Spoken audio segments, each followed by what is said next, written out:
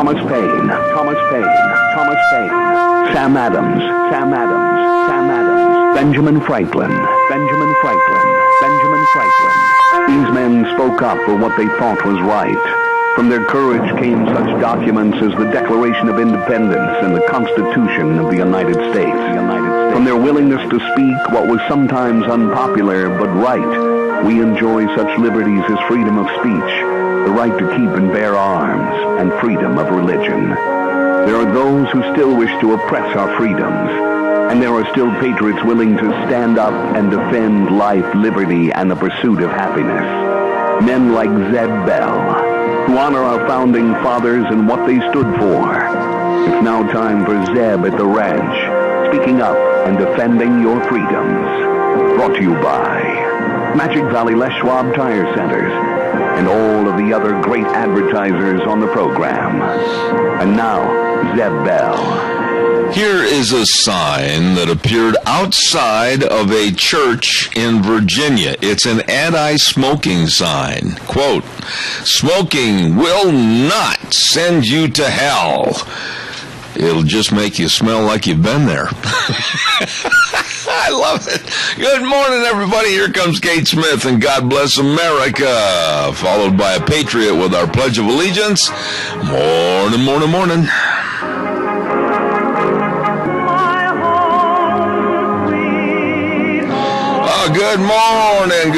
Good morning. I'm Zeb Bell at Zeb at the Ranch on a Thursday. And, oh, by the way, I got to do this. I always do that every year with my Al and Polly. She's gonna really hit me for this. Al and Polly Butler bells that I have right here, and I always do it on the first snowfall. And it's snowing outside right now. Anyway, good morning, and our major sponsor, your Magic Valley Les Schwab Tire Centers, all 7 locations, and along with some of our great advertisers, Lee's Furniture, Floors, and More at 459 Overland in Burley, and our friends at Western Waste Services, all was at your disposal. Call them today. Get on the route service, 734-6969. Merrily, we go along over the river and through the woods to Gina's house. Hello, Gina. Good morning, sunshine. Ooh, we sound a little bit testy this morning. It's snowing. It's cold. I would rather be at home, cuddled up in my bed. You know, Deanna and I talked about this earlier this morning. Honestly, we looked at each other at about maybe 20 minutes to 5, and we said, as we were having a cup of coffee, why don't we just play hooky today? Why don't we just call over to the station and say that... I bet you do. I would have just scheduled in something else, and I would have went back to bed. Yeah, I can just see you sitting there in a pair of sweats and Nikes with your feet up on the console going, "Don't bother calling today, boys and girls." Because I ain't answering. There you go. Well, we got business to attend to, and do we have a pledger? It's either going to be you or me or Michael. No, you always add a flair to the pledge. Go ahead. I pledge allegiance to the flag of the United States of America and to the republic for which it stands, one nation, under God, indivisible, with liberty and justice for all. And the phone went off. And the what? Your phone went off. I'm done? I'm not on? No, your phone. Oh. As in your cell phone on your desk. Yeah, but you know what? Do you know the call, or is it another call? No. The cell phone on your desk went ding, and I heard it. Would you please stop playing little Sherlock Holmes detective? You know everything that's going on. I mean, if I scratch my armpits, you're going to know about it. Well, that's only because it's on the webcam. What color sweatshirt have I got on this morning? I have no idea. There, you don't know everything about me today. Okay. Let's go to the weather. And the weather brought to you by Cheney Flooring and Home Design, 1228 Oakley Avenue in Burley. Look for the blue door. I'm telling you what, all the products are on sale. All their Christmas decorations are in, and all the bedding and the pillows. Kyle and Whitney Cheney, man, have they put together an outstanding business. Believe me. And all of their customers know that Home Design products are aisle miles apart, not miles apart. They're right there at Cheney Flooring and Home Design, 1228 Oakley Avenue in Burley. Look for the blue door, 678-6945. Here now is our Mr. Santa Claus for this morning. Good morning, Michael Rogers Weather. Morning, everybody. Okay, let's get right to it. 17 above right now. Now, listen very carefully. All right, listen very carefully. You got snow for today and tonight. Right now, when it's over said and done, you're going to have about a couple inches on the ground. 31 for the high. The key to the weather for today is what's going to happen tonight and what's going to happen tomorrow. It's going to warm up. Your overnight low is going to be right around 30. The snow still going to be continuing through tonight. Probably get another inch on the ground. Friday, it'll continue, and then it's going to change to rain around lunchtime. The winds are going to be out of the east at about 20, 25 miles an hour. But your daytime highs for tomorrow are going to be in the mid-40s. You're going to warm up to about 45, 46. And that's where your change is going to start to shift. It'll continue as rain Friday night, taper off Saturday to partly cloudy Saturday night. 10 above for the overnight low for Saturday night. Sunday, good day to watch Green Bay Packers. Sunny, high 30. Enjoy the weather. It's the only weather you got. Attaboy, Michael, attaboy. Thank you very much. Weather brought to you by Cheney Flooring and Home Design, 1228 Oakley Avenue in Burley. Look for the blue door. Hey, Gina, let's sell some steers. Merv May, come on in. Your calves are here to get all 31, 1.5, 31, 1.5, 32, 2.5, 3.5, 134. Oh, I love that chant. He is absolutely the world's best auctioneer, in my opinion. Merv May over at the Burley Livestock Sale Yard, 1100 Occidental Avenue in Burley. Number to call the office, 678-9411. They are going to have a ripping good sale today. Let me tell you about some of the consignments. Eric Casel, cowboy over to Rogerson, bringing in a semi-load of butcher cows. Lane Anthony bringing down from Arbin Valley. Good folks, good country up there. 105 head of 600-pound cattle and 9 head of first calf heifers. And Tom Gary, Tom, doggone it, how you been? I haven't seen you for a long time up there at Albion. 100 head of fancy steer and heifers, and that's going to be coming into the sale today. Paula Nelson bringing in 40 head of cows. Richard Ward out to Malta, 40 head of calves. Elison Ranches out at Holbrook, 90 head of 600-pound calves. And Aaron Cook up there in the Cary country, 67 head of calves. 67 head of calves. Sale time, 10 o'clock. And next week on the 20th, of course, sale time, 10 o'clock. And then remember on your calendar, on the 27th, of course, will be Thanksgiving, and there won't be a sale on Thanksgiving. But the next 2 weeks, you better get your cattle in there. Call them 678-9411. Burley Livestock Sale Yard, 1100 Occidental Avenue in Burley. Merv, sell those steers. All right, it gets the steer calves here to get all 31, 1.5, 31, 1.5, 32, 2.5, 3.5, 134, 4.5, 5.5, 135, 50, 135, and I sell them $1.35. Zeb Bell gets bottom again. Okay, thank you, Merv. Appreciate it. I always call him about 6:30 in the morning and get that run. Thank you, Merv. Appreciate it. Ramsey Heating and Electric. Cold weather is here. I mean, don't go to the discount stores and buy those little cheap, flimsy air filters for your furnace. No. They'll last a day, and then you got to go back. You'll be like a bungee cord back and forth. The expense to repair the damage is outrageous. Buy one or a package of quality, underline the word quality air filters at Ramsey Heating and Electric. It will save you money and keep you warm. Ramsey Heating and Electric, 2600 Overland Avenue in Burley, where they provide warm winters and cool summers. By the way, there was an accident to a young lady by the name, and I hope I say her name right, Leila Vallejo, and she has broken both her legs, and there's going to be a benefit auction November 15th, and that is coming up, of course, on this Saturday at Duck Uglies at 5 p.m. A benefit auction, and entertainment's going to start at 5 p.m., and then the auction at 7. They're going to have all kinds of great items to raffle off and auction off for her, and it's great food, live auction, raffles, great entertainment, all of this at Duck Uglies, and you can call 878-DUCK-UGLIES, 878-3825 for more information. That's coming up this Saturday, and we wish that lady well, please. Also, I would like to take just a moment, please, before we get into some of the problem stories of the day, to say and thank you, everybody out there. Now, I do not want to say everybody by name, because I know as well as my old mind will forget some of the names, and I don't want to hurt anybody's feelings. I just want to say to all of you out in the audience that called or sent a gift or sent a card or sent flowers, God bless you for your niceness yesterday to Deanna and I, celebrating our 43rd wedding anniversary. And it was a nice day. It was a nice day. Yeah, we didn't even have just a little tiff. Just a little tiff. It wasn't too serious. Don't forget Valley Wide Home and Ranch, 910 South Oneida in Rupert. Oh, that is the place to go for all your warm clothes needs. I mean, they've got all the clothing. They've got all the jackets. They got all the vests. They got all the hats and the gloves and the boots, and the list goes on, and all the coveralls. Holy buckets. If you get cold, it's your own doggone fault, because you should have stopped over to Valley Wide Home and Ranch, 910 South Oneida in Rupert. Yes, and while you're over there, they got a snack bar over there. Just get a cup of coffee, stand around, and look at the rest of the store and go, oh my, I need this. Oh, better get this for Christmas shopping.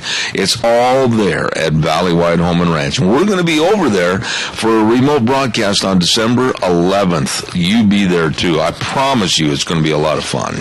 Valley Wide Home and Ranch. Today, as we have been mentioning, is Pack-A-Bag Lunch Day, November 13th, all across the nation. One very tiny, very diminutive young lady, a senior in high school back in the Midwest, she said, enough is enough. Enough is enough. And she said, and she took pictures of the school lunches that were given to her, and all of it is above board. I mean, this young lady is very straightforward, very honest, and she did everything in a very professional manner. And what these kids are eating at her particular school would just be an appetizer at best for the rest of us. It was pathetic. I mean, like applesauce and some cauliflower and two tortilla chips and 2 chicken nuggets. I mean, there was mostly tray and very minimal food. Well, she went to work and said, enough. Pack-A-Bag Lunch Day is today nationwide, and it is a protest by the students, and God bless them, and I mean this. They're doing it in the right way. They're protesting Mama Obama's very incompetent and idiocy to school lunch menus. They're way, way too small in their nutrition. I talk to people across the country, and parents are telling me in Illinois, and we had some of them on the program, if you'll remember, and telling me in Texas, Randy Austin was telling me about it, and all over the United States, kids are hungry. They're going to school, and they're in the hot lunch menu, and I am not criticizing anybody locally. If you like the local hot lunch programs, God bless them. But I'm just saying, in general, there's a lot of complaints. And the kids are saying, okay, we go down and we have hot lunch, and it's not enough. It's just basically a couple of tastes, and we're done. And then all afternoon, we've got classes. And then after school, we got football practice, we got volleyball practice, we've got this, we got that. And holy buckets, they're just not getting enough nutrition. And so this young lady started this project, Pack-A-Bag Lunch Day, November 13th, and it really gained a lot of notoriety, and it's spreading all across the country. Kids are saying no to school lunches today, and they're eating what moms packed at home. God bless those kids. I love the way they're handling this. Calls welcome, 436. I know where you will get a great meal. When you sit down and order anything off the menu at Denny's restaurant, you do not have to worry about going hungry. You're probably going to go home with one of those little plastic containers because you couldn't eat it all. And the food is delicious. I mean, like I've said, I love breakfast.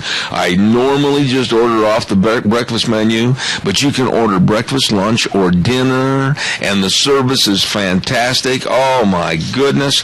We have been blessed to move Zeb's Lunch Bunch over there. What a treat for us. 611 Overland and Burley, Thomas and Terry and the rest of the crew.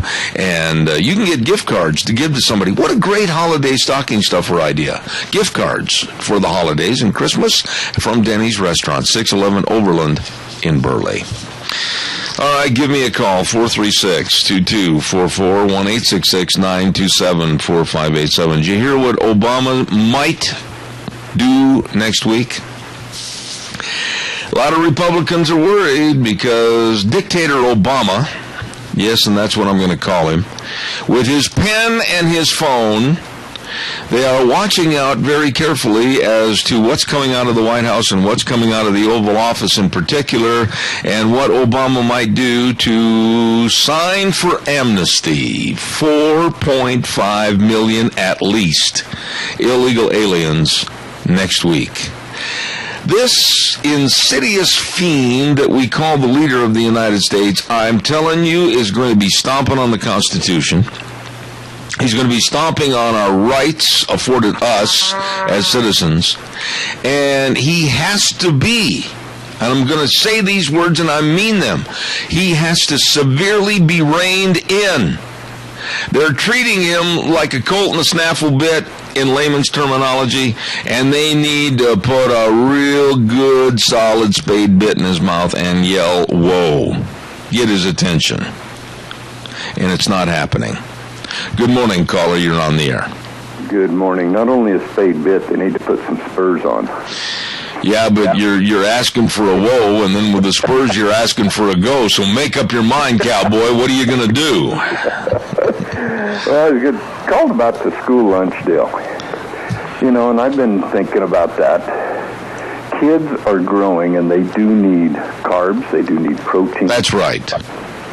But one thing, if Michelle Obama wants to help with obesity, why not mandate that everybody on food stamps can have what they get for school lunches, and that's it? That'll stop some obesity out there.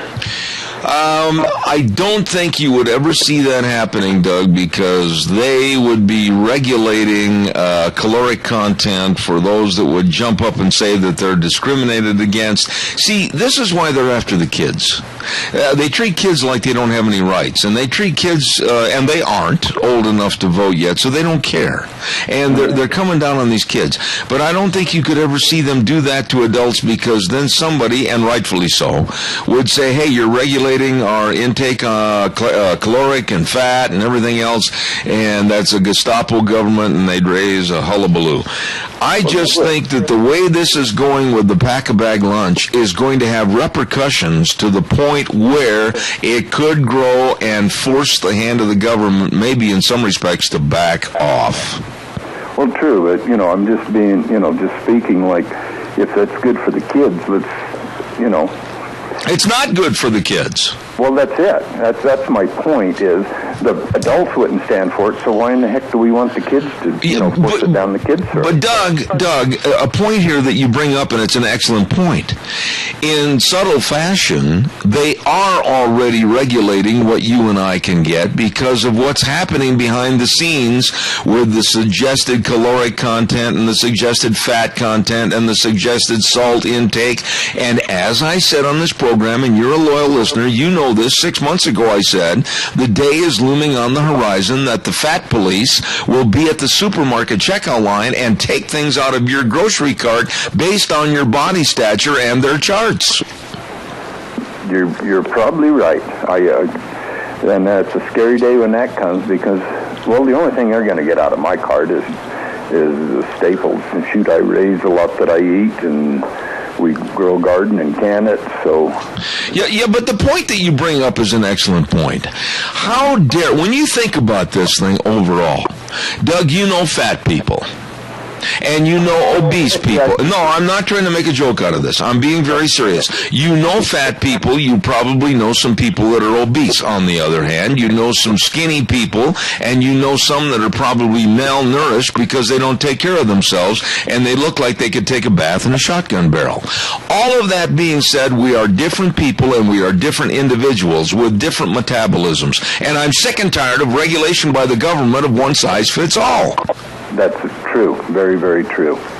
It's, you know, growing up, well, when I was growing up, we only had one guy in our class that was obese, and he had a medical problem. It was a medical problem with him. Yep. And that was it. But today, kids are not going to get fat on one meal. Oh, my Lord, Doug, did you see what they're eating? I know it. They're not. That wouldn't keep a sparrow alive. I would give them energy for thinking and concentrating and football after, or even playing Nintendo games. That wouldn't give them enough energy. No, absolutely not. And our children are at a stage where they need the energy. They need all the levels of good nutrition to go out and put forth energetic attitudes in their studies and on the football field, the volleyball court, whatever. This is absolute forced starvation. Well, and it's true. And when the kid is growing up, that's when the body develops. Yes. And if you don't give it enough nutrition and everything else, just like when you plant a garden or a crop in the field, if you don't give it proper nutrition when it's growing, it's going to fail. Yeah, but you see, this is the Democratic mantra, Doug. This is the liberal left of everybody's the same. We're all a big flock of sheep, and all the little square pegs have to fit in the square holes.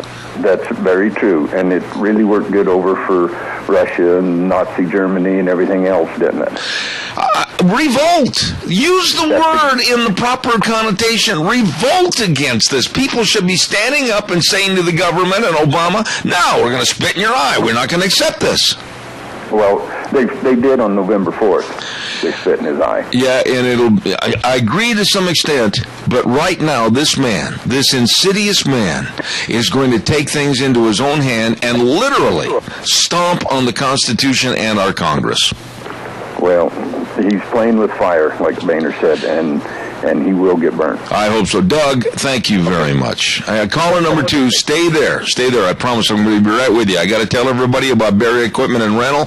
Oh, my goodness. They've got all the new Coyote tractors, Bobcat loaders, Doosan loaders. They've got everything for you, all your equipment. Now, maybe you had a good year. Maybe you're saying to yourself, you know what? Rather than just paying taxes, let's invest in equipment we need for our farm, our dairy, our ranch, whatever. Hey, they've got all the equipment right there at Berry Equipment, and they're ready to work with you on a lease and or purchase. Addison Avenue West in Twin Falls, South Lincoln in Jerome, and 159 West Highway 30 in Burley, the best. These folks are really, really good with all your equipment needs. Berry Equipment and Rental, Twin Falls, Jerome, and Burley. Caller, quickly, good morning.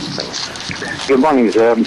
Have you got out your Green Day stocking cap? I do. It is on the back porch, by the back door, by my heavy coat, by my gloves. Yes, it is. Yeah. On Monday, or on Sunday, it will be our 53rd anniversary. Oh, congratulations to you. And, you know, I've always said that to you, but we too have had a wonderful marriage together, and we hope it continues. But the main reason I called is this open enrollment. Now, I don't have anything to do with Obamacare. I have Medicare, and I have a supplement through Regis.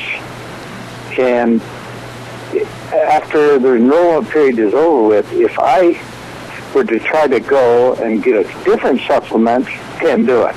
Yeah. Nobody will ride it because of the Obamacare. In other words, you don't have the freedom to buy your insurance where you want to. Absolutely. And have you noticed, Keith, there's no more personal touch on this.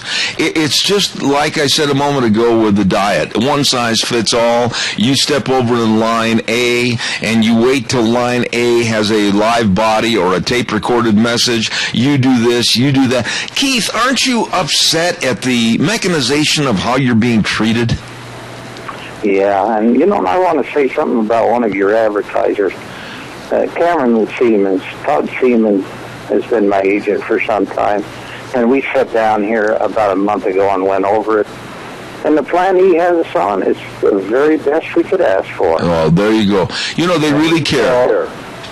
You can watch the TV all you want. In fact, I called about the Humana because they make that look real glamorous on TV, and it was about $20 a month more than the plan I had. You know, that's it with a live agent, a person that knows, a person that cares, a person that can help you on a personal basis. God bless them. Hey, Keith, I got a hard break. You can see on the watch I'm late. God bless you, man. And happy anniversary to two wonderful people.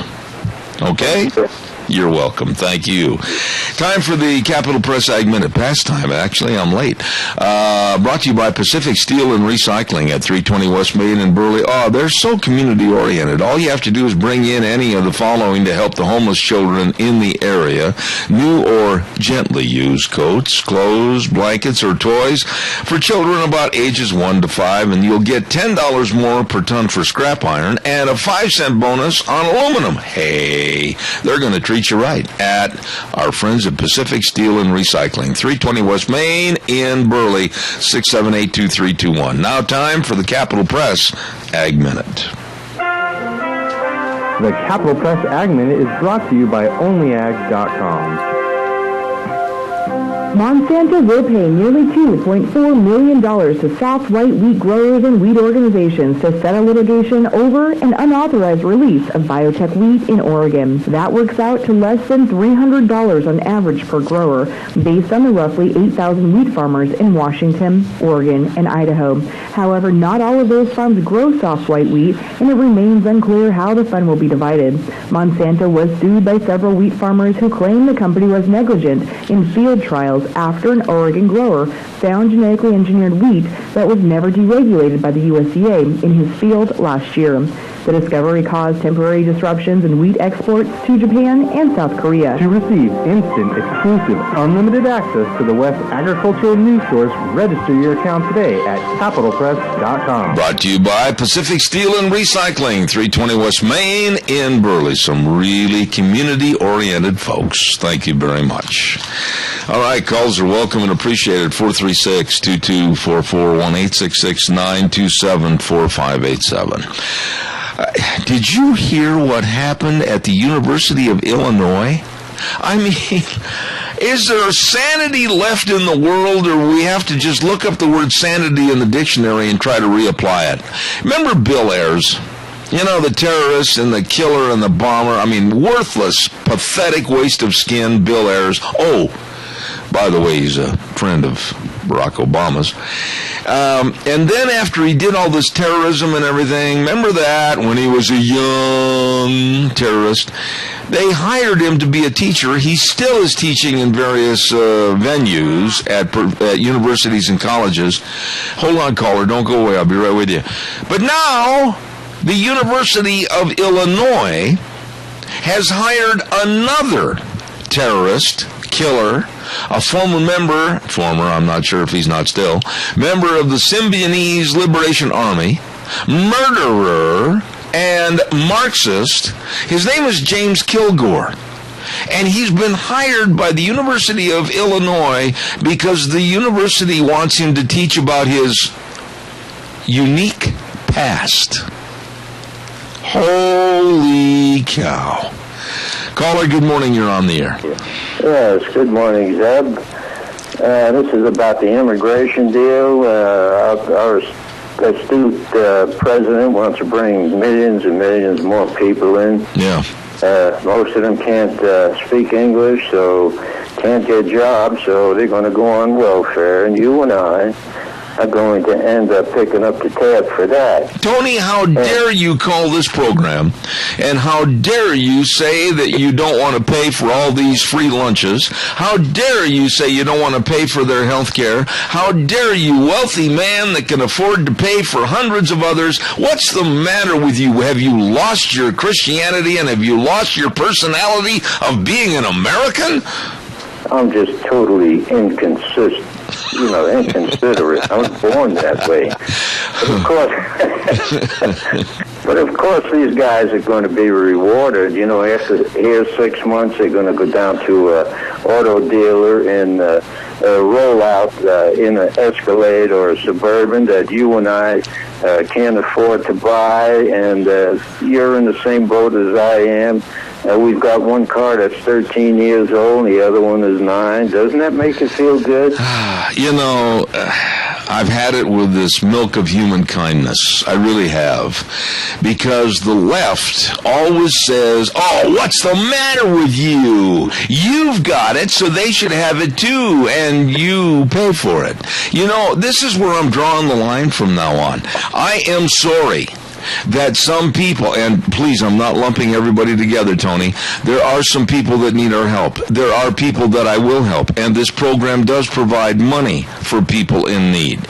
But when you look at the masses and they come here and they sit down on the side of the sidewalk and they go, gimme, gimme, gimme, I've got a tin cup, you pay for everything. My milk of human kindness, the carton is empty. I'm going to start providing for those various projects that I deem necessary, but I'm sick and tired of being coerced into paying for all these deadbeats. Well, we just go down to our local market and you see people walking out with 2 big carriages full of food. And they're getting into brand spanking new Escalades and Suburbans. This is unbelievable, but it's true.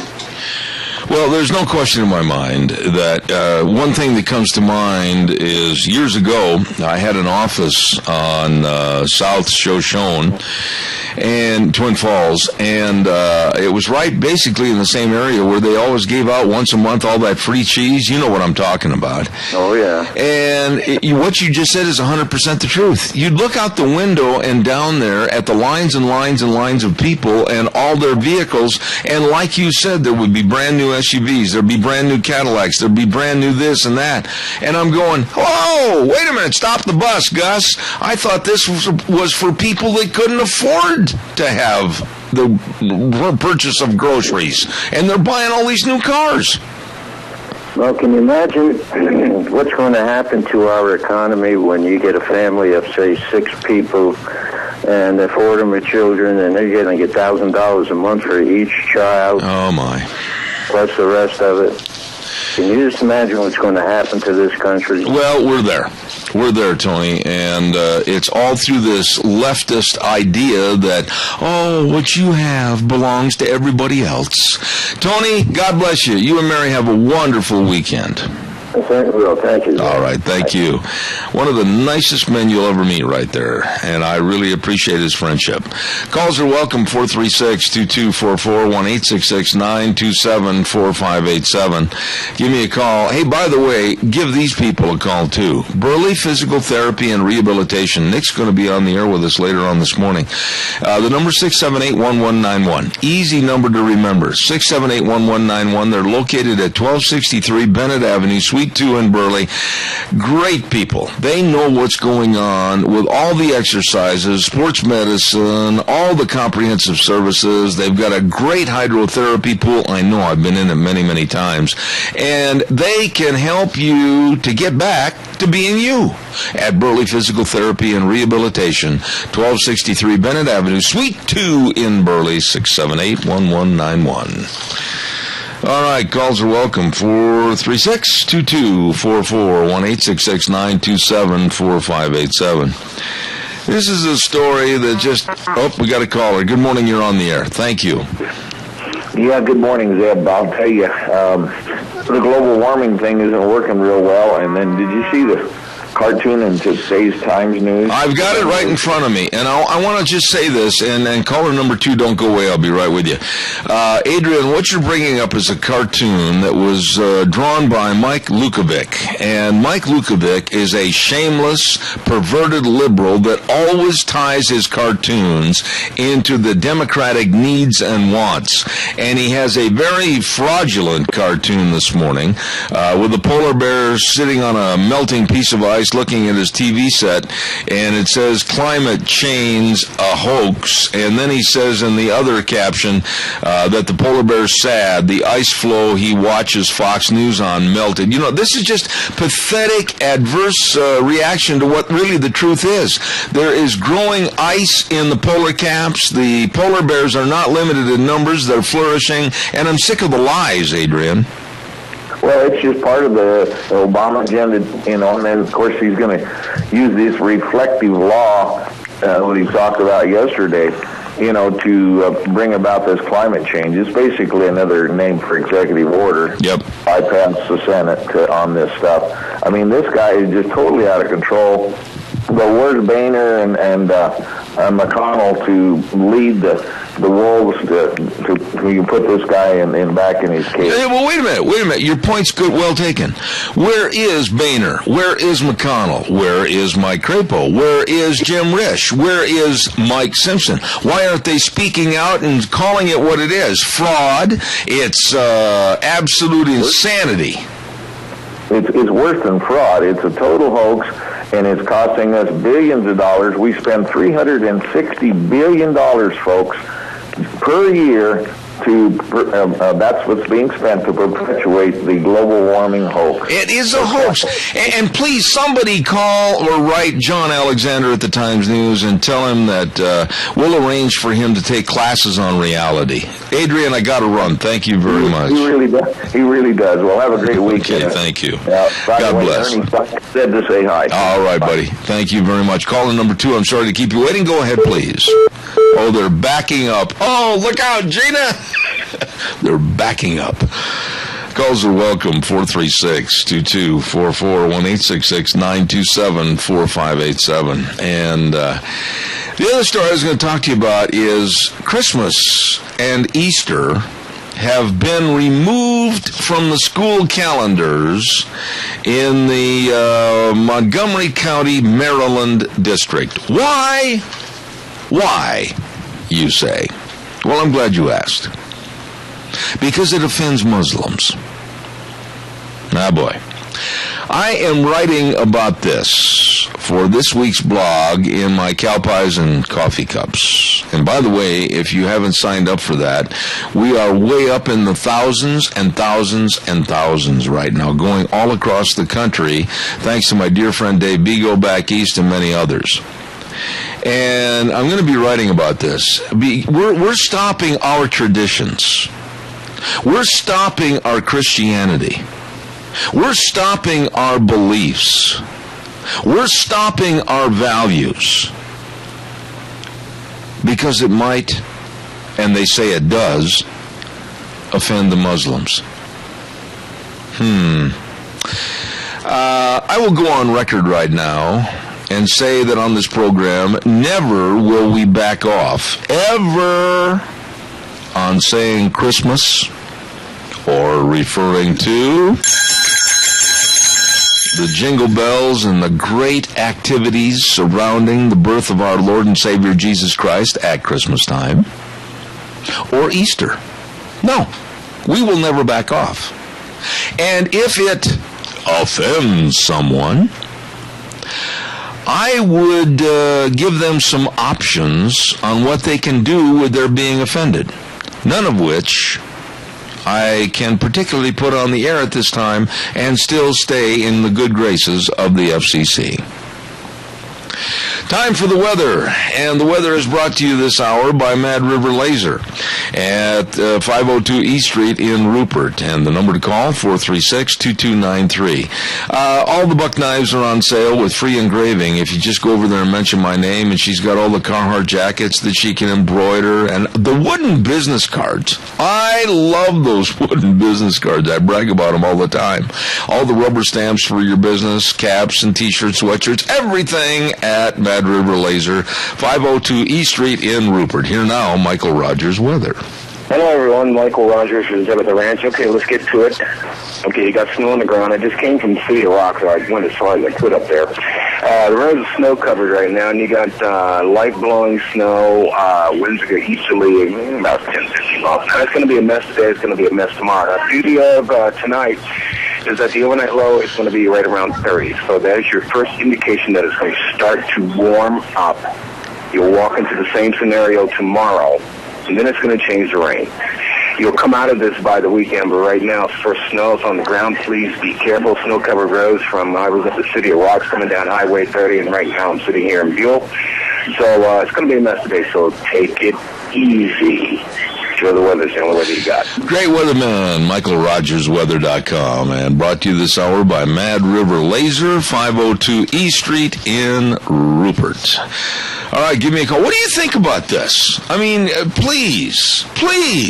All of a sudden, let's say that somebody comes into this area, moves in and says, well, to the school board over in Rupert or possibly Burley or maybe Raft River, Oakley, whatever, having Christmas and having it on the calendar offends us.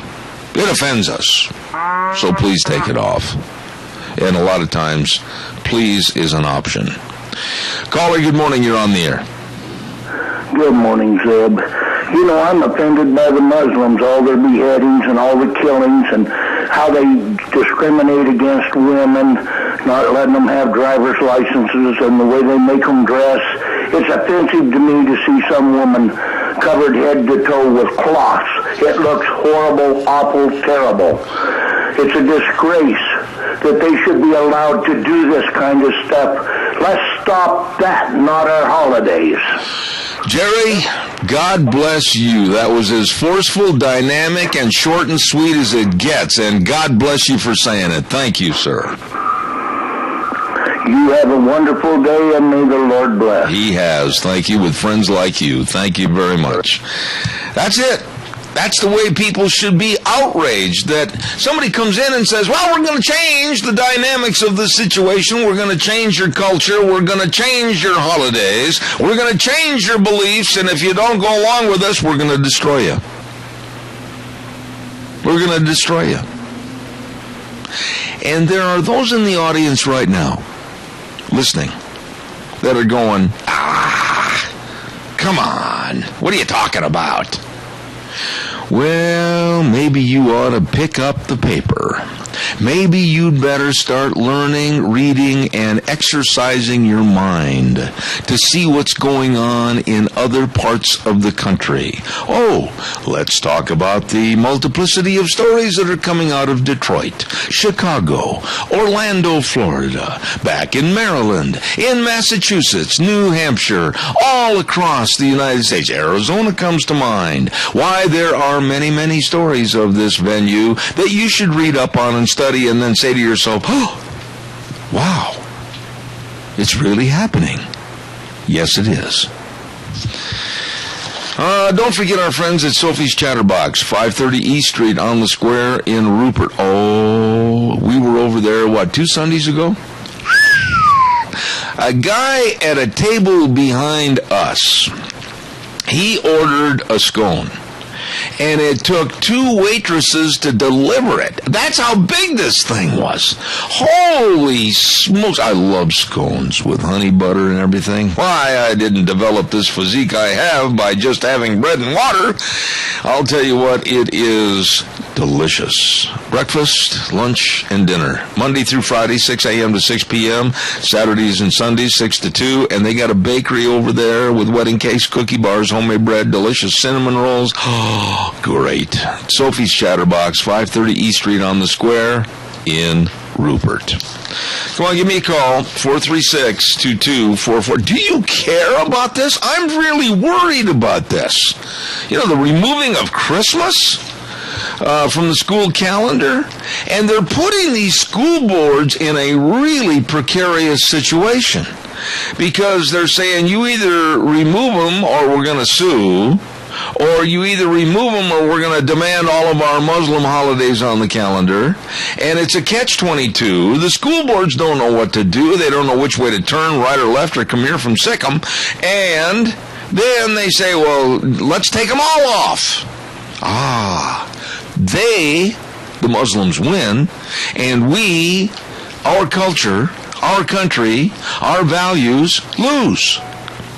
We lose. We've got to start caring. We have to start caring, folks, and getting involved.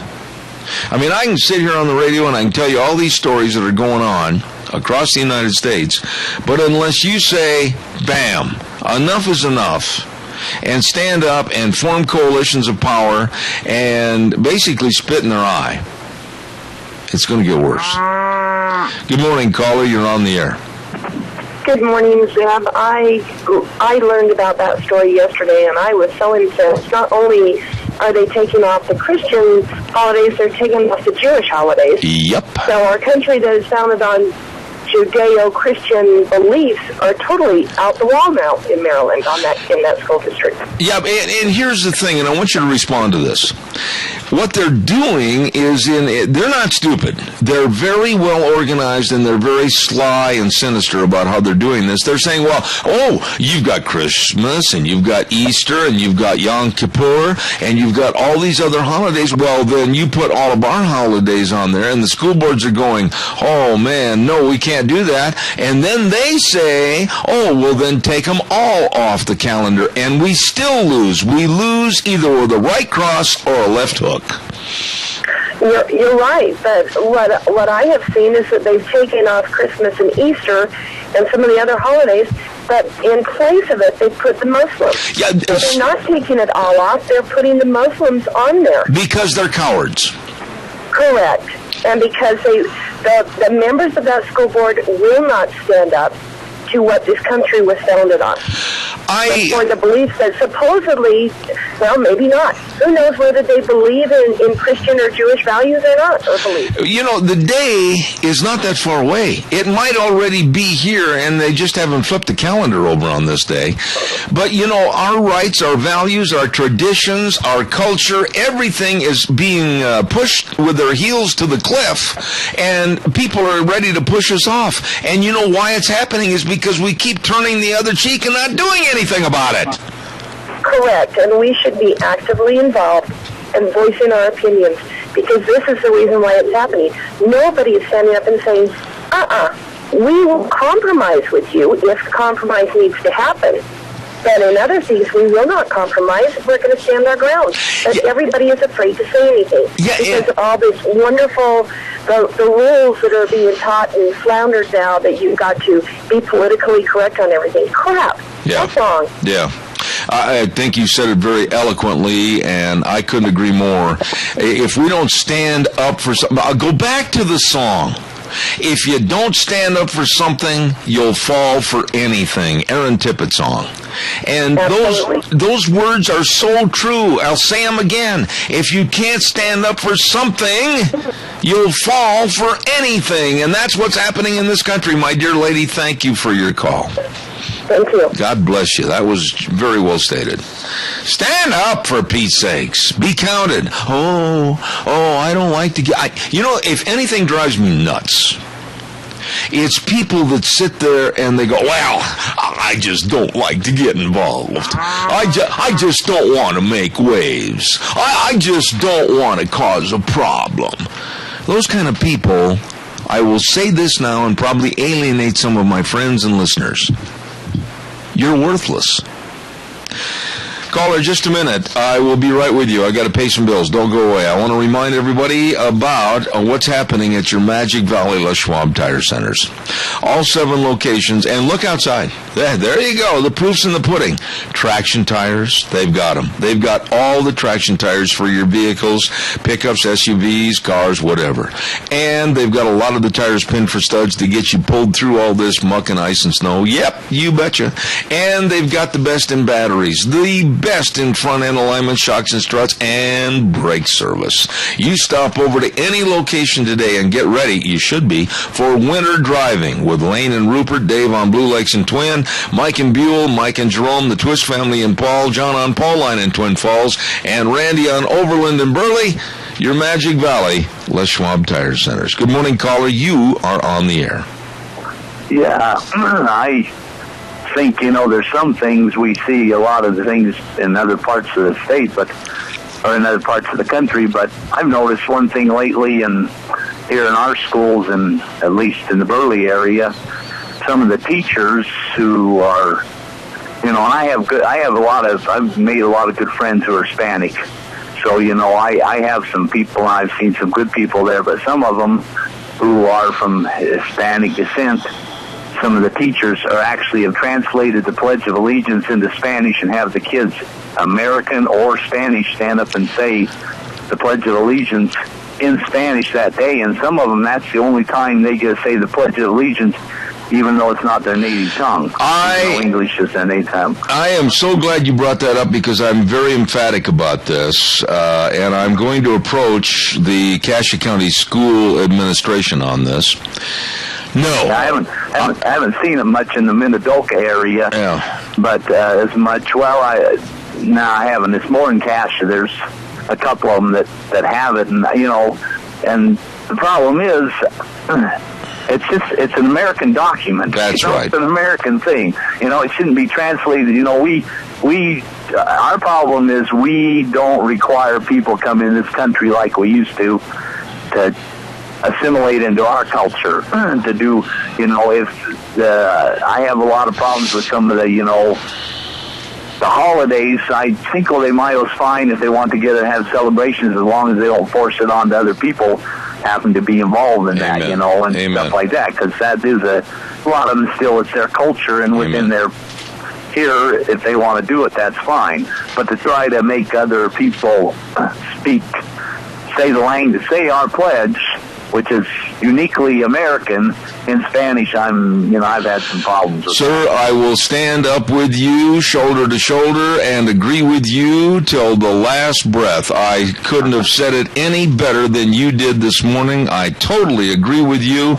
and I will do everything to fight for your position on that. Thank you so much for your call. Thank you. God bless you. That takes some guts. That takes some guts right there. For people to stand up and speak out. I think it is absolutely abhorrent. And I don't think they can convince me, they being any of school administrations, convince me that we need to speak our Pledge of Allegiance in another foreign tongue.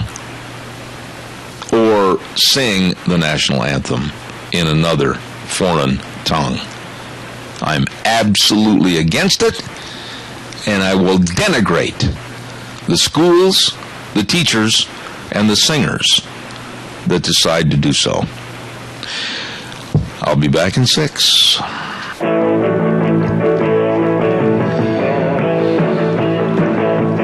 Oh, hook the sleigh up. Here we go. Jingle bells, jingle bells. Where's my bells? There they are. I love those little bells. Yep.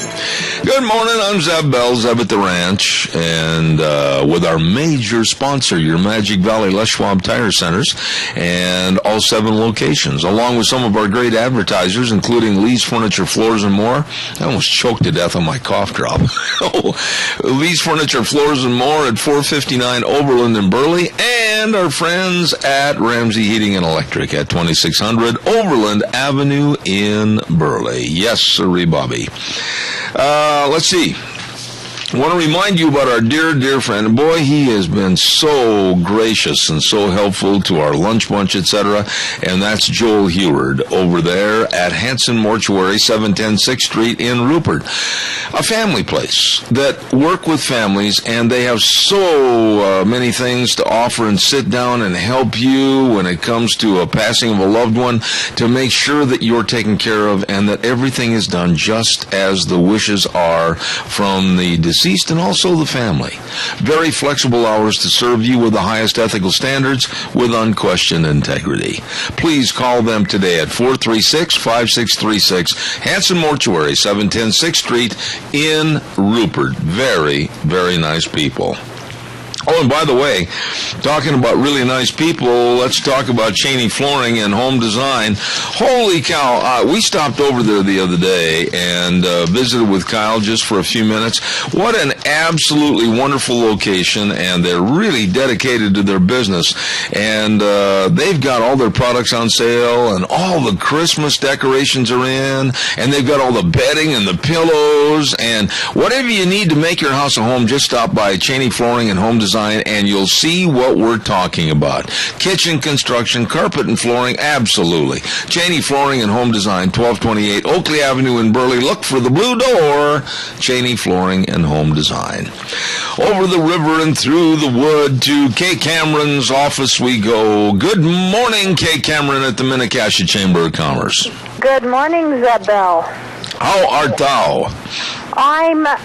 I'm good. It's a little blustery today. It's first day of winter, it seems. Maybe we should start the program once a month and do a little bit of Shakespeare. Ah, hark! What light from yonder window glows?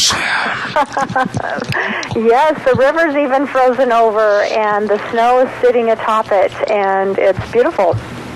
Okay, you played hooky last week. You just were out just cruising around, and Jackie was there. What have you got for us this week? Well, yes, and I appreciate Jackie for stepping in last week. We had our annual board retreat where we sit down and spend a day together with the board of directors and hammer out a program of work for the upcoming year and sign our committee assignments. And I have to say it's really invigorating, and we've got great leadership for next year, and I'm just really looking forward to another great year of things and activities here in our community. Okay. Now, here we are already, the 13th day of November. Now, is there anything people need to get tickets for? They need to rent a tuxedo for? The ladies need to buy a new gown for? What's coming up? Well, if you are so inclined, actually tonight is our annual Farmer and Businessman Appreciation Banquet. It's not too late. If you do want to call or go this evening to honor Tim and Janet Darrington and Dr. Bill Williams, call us at the office and we can make that happen for you. So come and support them. It's going to be great. But there are so many community activities going on right now. We've got Steel Magnolias playing over in Rupert. We have Scrooge the Musical playing out to Oakley, and it's the last week for that production. This weekend, St. Nicholas Catholic School is having their annual fall auction. There's an art show this weekend at the Wilson Theater. There's a comedian for the community concerts, which is supposed to be really great this weekend. Lots of activities. I know we're just right on the fringe of the holiday season. It seems every night when I go home, I see more homes with their holiday lights on, and it just kind of is getting everybody in the spirit and exciting. But there's a lot of things going on in the community, so get out and support them. Absolutely. And the Chamber, what about the Chamber for the holidays, Christmas, and we shouldn't forget prior to that, Thanksgiving? I mean, anything that is going on there in your gift shop or whatever? Well, yeah, this time of year, we'll really start picking up and seeing a lot of the locals coming in. We do have a lot of nice Idaho products here, a lot of nice gift products, and we can put together gift baskets for you, or you can put together gift baskets to wrap up to give away if that's something that you're interested in.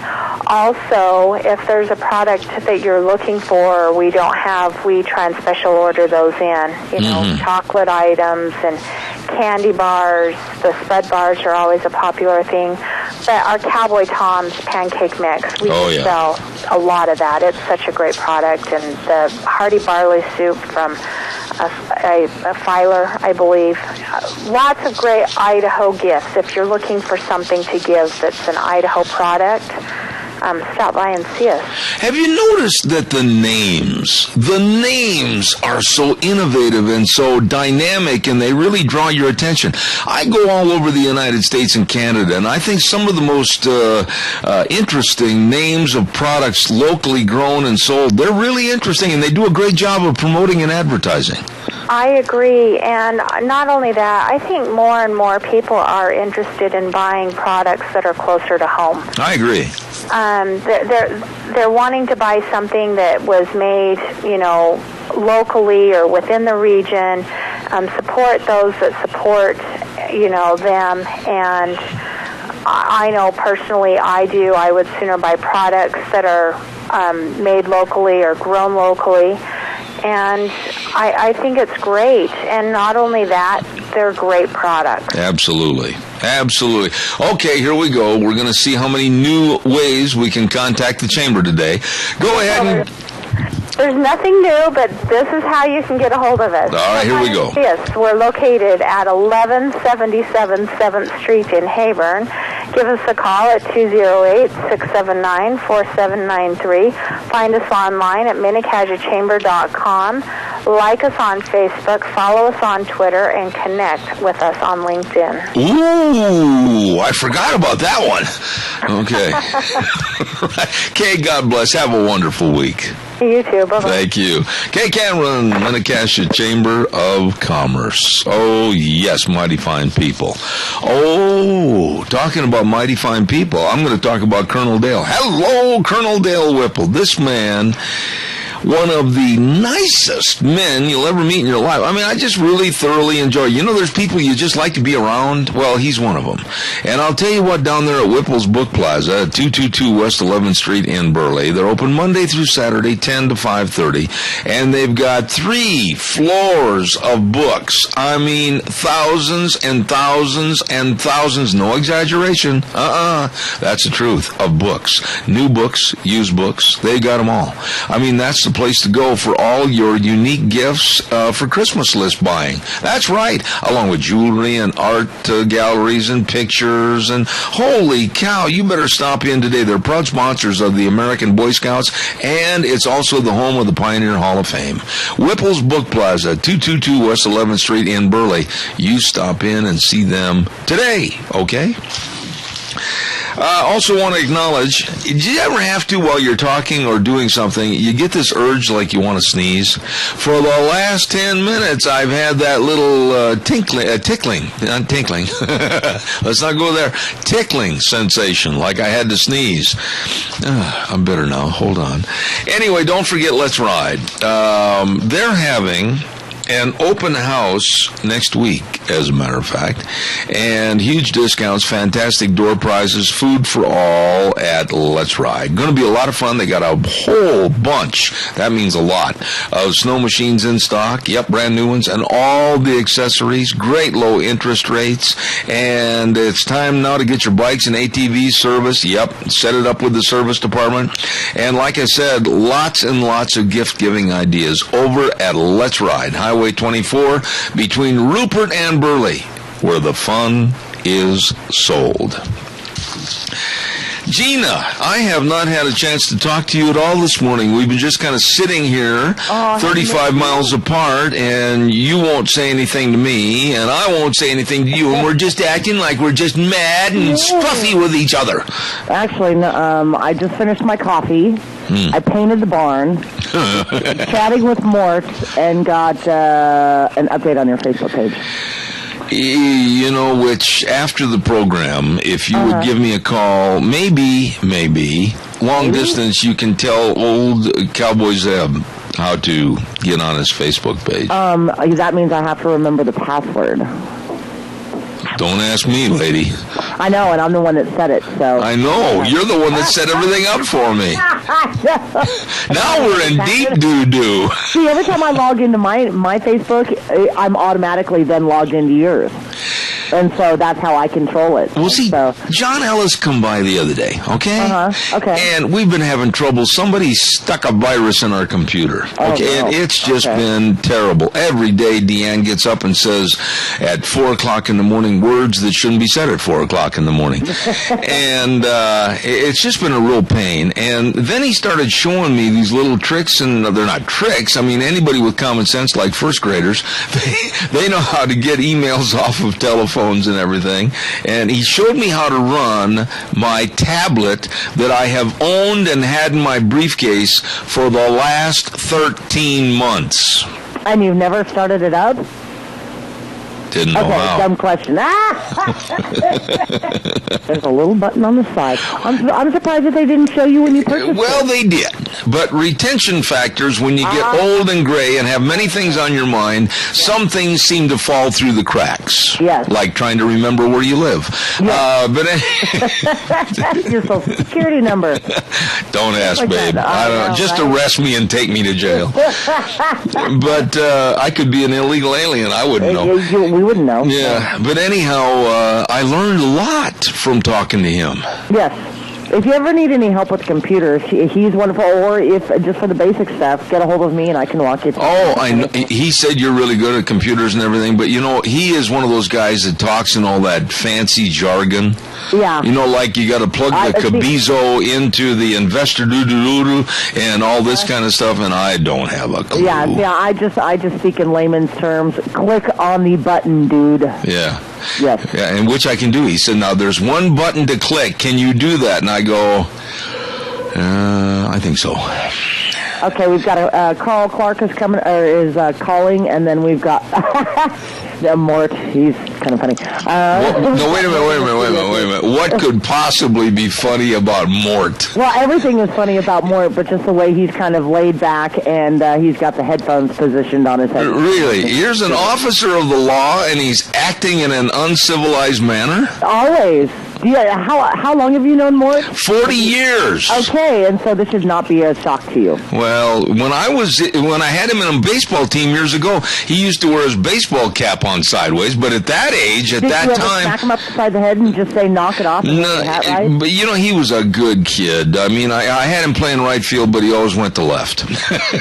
That's just kind of him. Yeah, that's him. Mm-hmm. That's him. Okay, let's get Carl on the line. Okay, Carl. Good morning. You're on the air. Good morning, my friend. Yes, sir. As you know, it was my birthday, and I got a whole bunch of birthday cards, but I had one that I wanted to share with you. Oh, okay. It's a caricature cowboy sitting on a caricature horse, and above it said, do old cowboys wear briefs or boxers? And when you open it up, it says, depends. And so, when I saw that, I kind of thought of you. I love it. Do old cowboys wear boxers or briefs, and then you open it up and it says depends? Yeah. I love it. Carl, you're sick and perverted. I know it. I love that. That's funny. I've been accused of that, and I guess it's true. But okay. Anyway, have a great day, Zeb. Oh, you made me laugh. Thank you, sir. God bless you. It depends.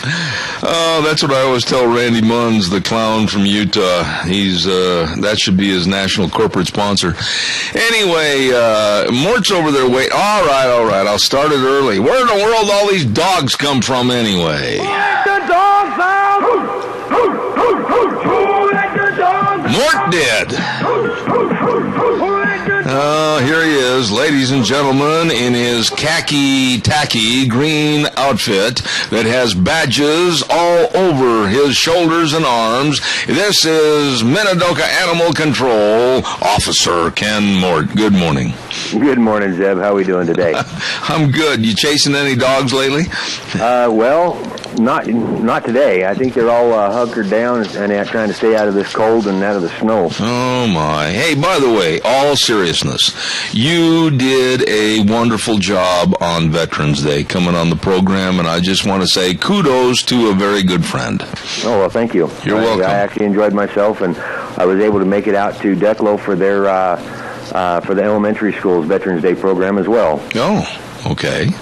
Now, Ken, I would imagine, now tell me if I'm wrong, that with the snow and the wind, and especially these doggone cold temperatures, it must drive you nuts to see how people treat their dogs, many of which I don't even think they gave them any protection over the last couple of days to get out of the wind and the cold. Yeah, I've had some calls and stuff and that about people concerned about that, and we've actually Annette went and talked to people, and they went and purchased dog houses that day, and they go, I didn't realize and stuff and that it was going to get this cold this quickly, and hadn't had a chance to go get one, and it's like, well, you should have something for them all year round, not just when it gets cold, because dog house and stuff and that even in the summertime gives them a place to get in and out of the heat and into a shaded area, and they're Some people just don't think about things like that. Yeah, but Ken, come on, be honest with me. You don't really buy that they can't realize on cold, blustery, 13, 12, maybe 14-degree days that poor dog chained up out there with nothing but the lawn to lay on. Come on, they got to realize that. I'm sure they do, Annette, but being a public servant, you got to be polite and you're changing. Take everything with a grain of salt. So. Okay, but now are there? I want to get to the bottom of this. Are there, Deanne? Somebody's ringing the doorbell, and I have no idea why. We never use that doorbell. Are people changing their attitudes towards the way they take care of their dogs? I mean, are you enforcing laws and rules and regulations that would impose a fine on them? That I am. Especially now and stuff. And after we had that course last week on Thursday, for animal cruelty and the animal combat fighting and that stuff. It actually gave a lot of us that attended that. We had over 50 individuals show up to attend that class, which it turned out to be a great class. I mean, we got a lot of good information. A lot of the officers and that had actually made the comment and that they didn't even know how to go about and that even starting any kind of an investigation on that into these kinds of situations where now they're able to actually go and do that. So I mean, we're going to actually start stepping up and really starting to enforce a lot of this stuff, and that because it is an issue that we have in our communities, and a lot of people don't realize it, but it's something that we need to kick in the backside. Okay, now I want to pursue this. We got a little time here before we talk about the dog of the week. Now you said this was a course on the inhumanities of way people mistreat their animals or don't treat them at all. Is that what basically the seminar was about? Yeah, I mean, it covered and at hoarding issues, and they actually even brought up a thing that happened back or down south where this lady and stuff and that had an issue and stuff and that where she had over 600 cats. What? In her house. Wait a minute, we got to say that like the Mormon Tabernacle Choir. Gina, 1, 2, 3. What? Yeah, they said she had over 600 cats, but when Annette confronted Annette, they found that she only Annette could see 7. Annette, they've actually linked that a lot of these hoarding issues. There's a mental disorder that goes along with that. Yes, they've actually found out that there is a mental. No, I got to pursue this. I got to pursue this. Along with that, I got to pursue this. Just a minute, Ken. Hold on. She had 600 cats in her house. Yeah, and there was no running water, no sewer, and I mean, she was living in this house. I mean, in the pictures that they showed of this house, it was just utterly disgusting. They had to go in and level the house. I mean, because there was no way of being able to do anything. I mean, when you're talking of animal feces and that piled up and that in areas 6 inches to a foot and that all through the house, and it's like. And they were living in these kinds of conditions. I mean, the amount of ammonia that is putting off on that. I mean, how they found out was the neighbors were complaining down the road and that they could smell this ammonia coming from her house. Oh, my Lord. And it was from the feces of the cat. So what did they do? I mean, this is not the first time I've heard stories like this. Unfortunately, it's one of the worst I've ever heard was 600 cats. But what do they do? I mean, is there laws on the book and enough jurisdiction that they can come in and just say, that's it, we're shutting you down, taking you out of the house, and we're going to literally take the house down, etc.? I mean, what are the laws? Yeah, they actually wound up bringing in the health department, and I mean, bringing all the required personnel that they need. They remove the cats, they remove the individual, they charge the individual on it. I mean, we wound up getting charged with animal cruelty. A lot of times and stuff, and that they won't get any kind of jail time on that for it for a first offense.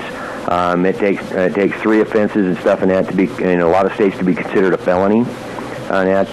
But what they'll do is when they do this plea bargain on that, they'll require that this individual has to get mental health assistance, and they'll also on that put in there that they are not allowed to own a pet for a certain length of time. Annette, and that they can also, Annette, will have periodic visits, Annette, unscheduled visits where somebody can just stop in and check on them and make sure that they're following what they're supposed to be doing, like somebody in stuff, Annette, who's on serious probation. 600. I can't imagine 600 cats. I've been sitting here in my mind's eye trying to envision 600 cats. I can't do it. Just in those pictures, it was gut churning. Oh my goodness. Okay, real quick, what's the dog of the week? The dog of the week, his name is Caliber. Caliber. He was actually brought in on Tuesday, and he's currently at the vet. The reason why we're featuring him is he's a 7-month-old German Shorthair Border Collie cross. Oh, boy. He was found by a Good Samaritan out in a rural area here in Minidoka County. He was bleeding and carrying his paw. Oh. At a closer look, they realized several of his toes were mangled. Oh. They called for help. They took him to the animal medical clinic over here in between Paul and Burley. It was determined that he had been caught in a trap and had possibly been ran over and had been this way for several days. They actually have done the surgery on it and everything. And right now we're just trying to raise the money, and we actually shared it on your guys' Facebook page. They can go to our Facebook page, Minidoka Joint Powers Animal Control and Shelter, and find his picture. You can't miss it. He's got the sad-looking face with the cone around his head. Oh, my goodness. He's, like Gina said, he's wearing the cone of shame. Oh, my. You can actually click on that picture. It will take you to the website, Annette, that we are collecting donations to help save him and give him a happy, healthy life, and eventually get to a good forever home. Okay. And basically everything that's going through this website and at Pause for Hope Rescue, which is a 501c3 rescue in our area, is helping with getting this taken care of so that we can be able to save this poor little guy. I mean, he's just a cute little pup. And basically, and I'm out of time, Ken, but basically once he recuperates from this surgery, he should be, quote-unquote, A-okay. Yes, he will. Okay. And he'll, as soon as he's gone through his recovery process, he will be available, Annette, for adoption through Annette, our animal shelter. Real fast number, I got to run. It is 670-7268 or 438-2200. Ken, God bless you, man. Always good to have you on the air. And if you get a chance, you might want to call me after the program sometime. I got something else to ask you about.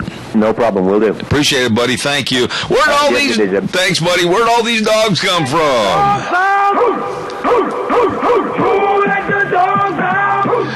Minidoka Animal Control Officer and a dear friend, Ken Mort. Thank you very much, Ken. Appreciate it. Talking about dear friends, that leads me up to our friends Dean Cameron and Todd Siemens. Think about life insurance. Think about Cameron and Siemens. Health insurance? Yep. Health insurance, Cameron and Siemens. Retirement planning, employee benefits, Cameron and Siemens. Very, very dedicated to serving you. And believe me, when you think about your financial future, think about talking to the pros that can help you. Dean Cameron, Todd Siemens, Cameron and Siemens Insurance, Highway 24 in Rupert. Number to call, 436-4424. It's Thursday, and that means we get on the telephone with the lovely Rita Ramsey. Good morning, Rita. How are you? Good morning. I'm real good. How are you? I don't even know where to start first. We, on Thursdays, when we sit down and have our little chat, we kind of shotgun different subjects and everything. Holy smokes, I could go on and on. Right now, I think the number one thing I want to ask you about is the election. And I want to ask you about the Democratic attitude through the president.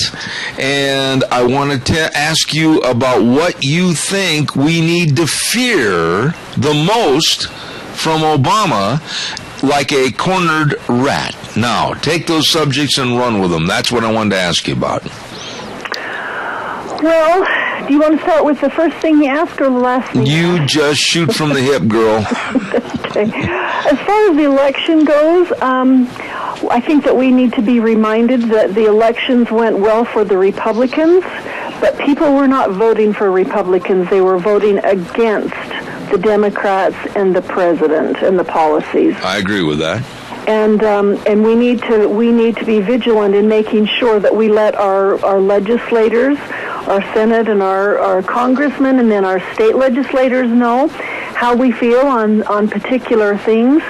And if we don't keep them in the loop and being the thing that's sticking in their side, saying, I wish that person would quit calling me about that particular item.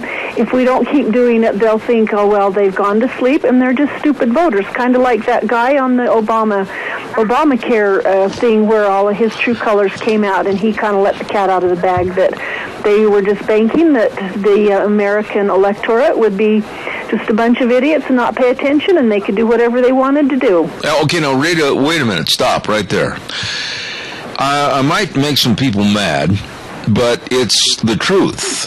Basically, their contention through this man that's done this 1, 2, and 3, and possibly more times in explaining the birth of Obamacare, he called the American voters stupid and not really staying up with things, etc. Rita, when you really get down to brass tacks, maybe there is a whole bunch of truth to that, because the American voting public, when you have these man-on-the-street interviews, etc., they're not putting forth the time and effort to really understand what's going on. There's no maybe about it. He is absolutely telling the truth, and the truth is that the American people, by the most part, are very, very stupid about what's going on politically.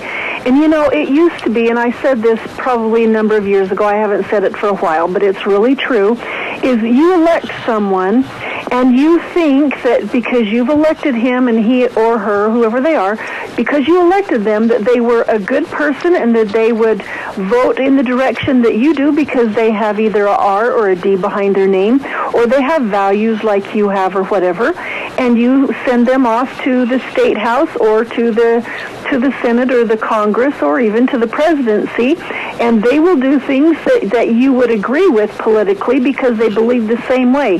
That is not the fact. The facts is they do what they darn well please and what they can do to get the most money into their pocket from lobbyists. And it has become a game that way. They don't take the best interest, or they don't take the things that they know that my constituents want. It's kind of like, well, whoever's money speaks the loudest, that's what I'll do. And we have become really, really ignorant in what's going on and how they're doing things, and they just do what they want. That's why the Tea Party has been such a pain in their side, is because we started saying absolutely not, and we're trying to get people informed with what's going on. That's why we have our Tea Party meetings every month, is so that we can get people to know and learn some of the issues and how they have power. And the only power that they have starts with knowledge of what's going on. And when the most important thing is Monday Night Football or the wrestling thing or NASCAR over the weekend or something, instead of paying attention to the other stuff, then these politicians think, we can just pull the wool right over their eyes. They're going to be busy doing their sports or their, what's that, Jersey Shore? I've never even seen it, but, you know, those kinds of TV shows that people watch, and they know all kinds of that, but they have no clue about what's going on politically. I heard a thing this morning, and this is the same as happened in many places. You see Jesse Waters doing it. It's when they go to a college campus and start asking questions. Mm-hmm. This particular one that I heard this morning was at Texas Tech University, and they were asking these kids questions like, who won the Civil War? Who did we get freed from in the Revolutionary War? Those kids didn't even know those answers. You got to be kidding. No, and they're college students. Oh. They should be back in 6th grade taking history. No, don't denigrate 6th graders. I mean, they should be back in 1st grade, for heaven's sake. No, they were college students, and they interviewed a number of different ones. They'd ask them, and each of them go, "Oh, don't ask me." And yeah, there were a couple of them. They said, "Well, who's the vice president?" One of them said, "Is that a trick question?" Oh, my goodness. But I've said that for a long time on this program, Rita. You know that. I've been watching and following, and I will say there is a severe education gap for those 35 and under when they do these interviews. Let's say that there's a percentage of error in how they conduct the interview, etc. But most of these people, when they're asked on man-on-the-street interview, they can't name the vice president. They don't know anything about the Revolutionary War. They don't know anything about what's going on currently. It's scary. Well, it is, and that's why, you know, that fellow that came out this week with all the blunders about how the American electorate are just a bunch of idiots, and as long as we do this and don't let them know the facts, it won't be a problem, and we can do whatever we want, because, and he insinuated that if they did find out, people wouldn't put up with it. Well, that's when the Tea Party came to be, as people started saying, absolutely not, we're not going to do it.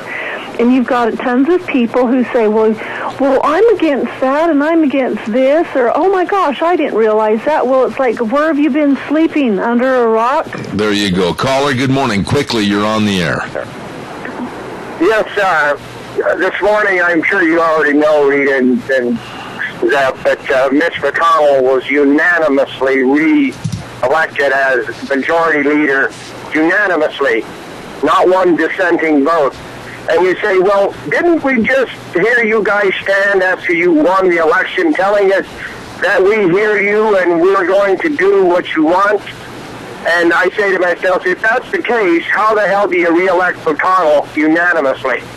I was just, the other day, I'm very busy, thank God, and I had a guy call me to do a service call. And I didn't get out there right then, and he called me back. And I was standing in the shop talking to him, and he goes, I sure hope these guys do what we want. And I said, well, the other day when you called me and I didn't show up, what'd you do? He says, I called you back. And I said, did I show up? Yes. I said, well, this is how we have to treat them. Yeah. We've got to make sure that they know we're watching. But you see, it has to be more than a few of us. I agree. Thanks, and I'll hang up. You know, Rita, the point right there was well taken, because I've been saying that we've got to do, I don't care if it's me on my talk show, I don't care if it's you through the Tea Party, I don't care if it's that caller. Each and every one of us have to make sure that we hold the feet to the fire of the newly elected leaders, and I don't care if it's the governor, I don't care if it's Mike Simpson, I don't care who it is, we need to hold their feet to the fire to make sure that they not only report to us what's going on, but they do what we tell them to do. Well, that's absolutely right. And obviously, all of those senators who voted unanimously for Mitch McConnell to be the majority leader forgot who the majority leader that got fired in 2006 was. Yeah. You know, I want to be optimistic. I want to sit here this morning and say, yeah, I'm on the phone every day after this program, and I'm talking to various people, and I'm saying this, and I'm telling them I hope this goes this way. Rita, I don't know what else to do, but I will guarantee you one thing. I believe, and I said this on the air, it's the last hurrah. This is the last opportunity, I believe, for good to triumph over evil. If they blow this, it's over. No, you're absolutely right, and it just kind of boils down to these kids like this at the college that they were, at the university that they were interviewing this morning. We'll find the same thing at probably about any university. The big problem is that parents need to start getting involved. You can't just send your kids off to school and let them be a babysitting service, because they have incorporated so many things into schools that the teachers, they can't teach their classes that they're qualified to teach anymore.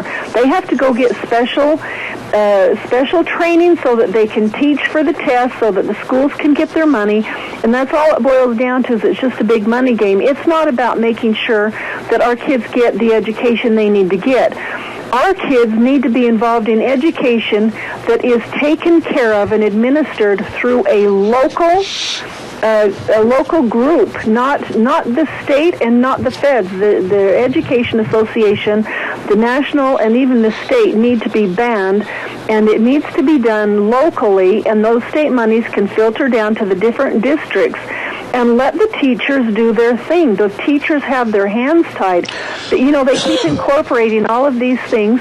We've got a ton of people out there that think, well, Common Core isn't so bad. It's not really a bad deal. That math, I don't really care too much for it. And the school's answer is, well, let's get somebody from the university to come over here and teach all the parents how to help their kids with the new math. And I had a fellow tell me that he went to that class, he and his wife. There are 800 kids in the school that his child goes to.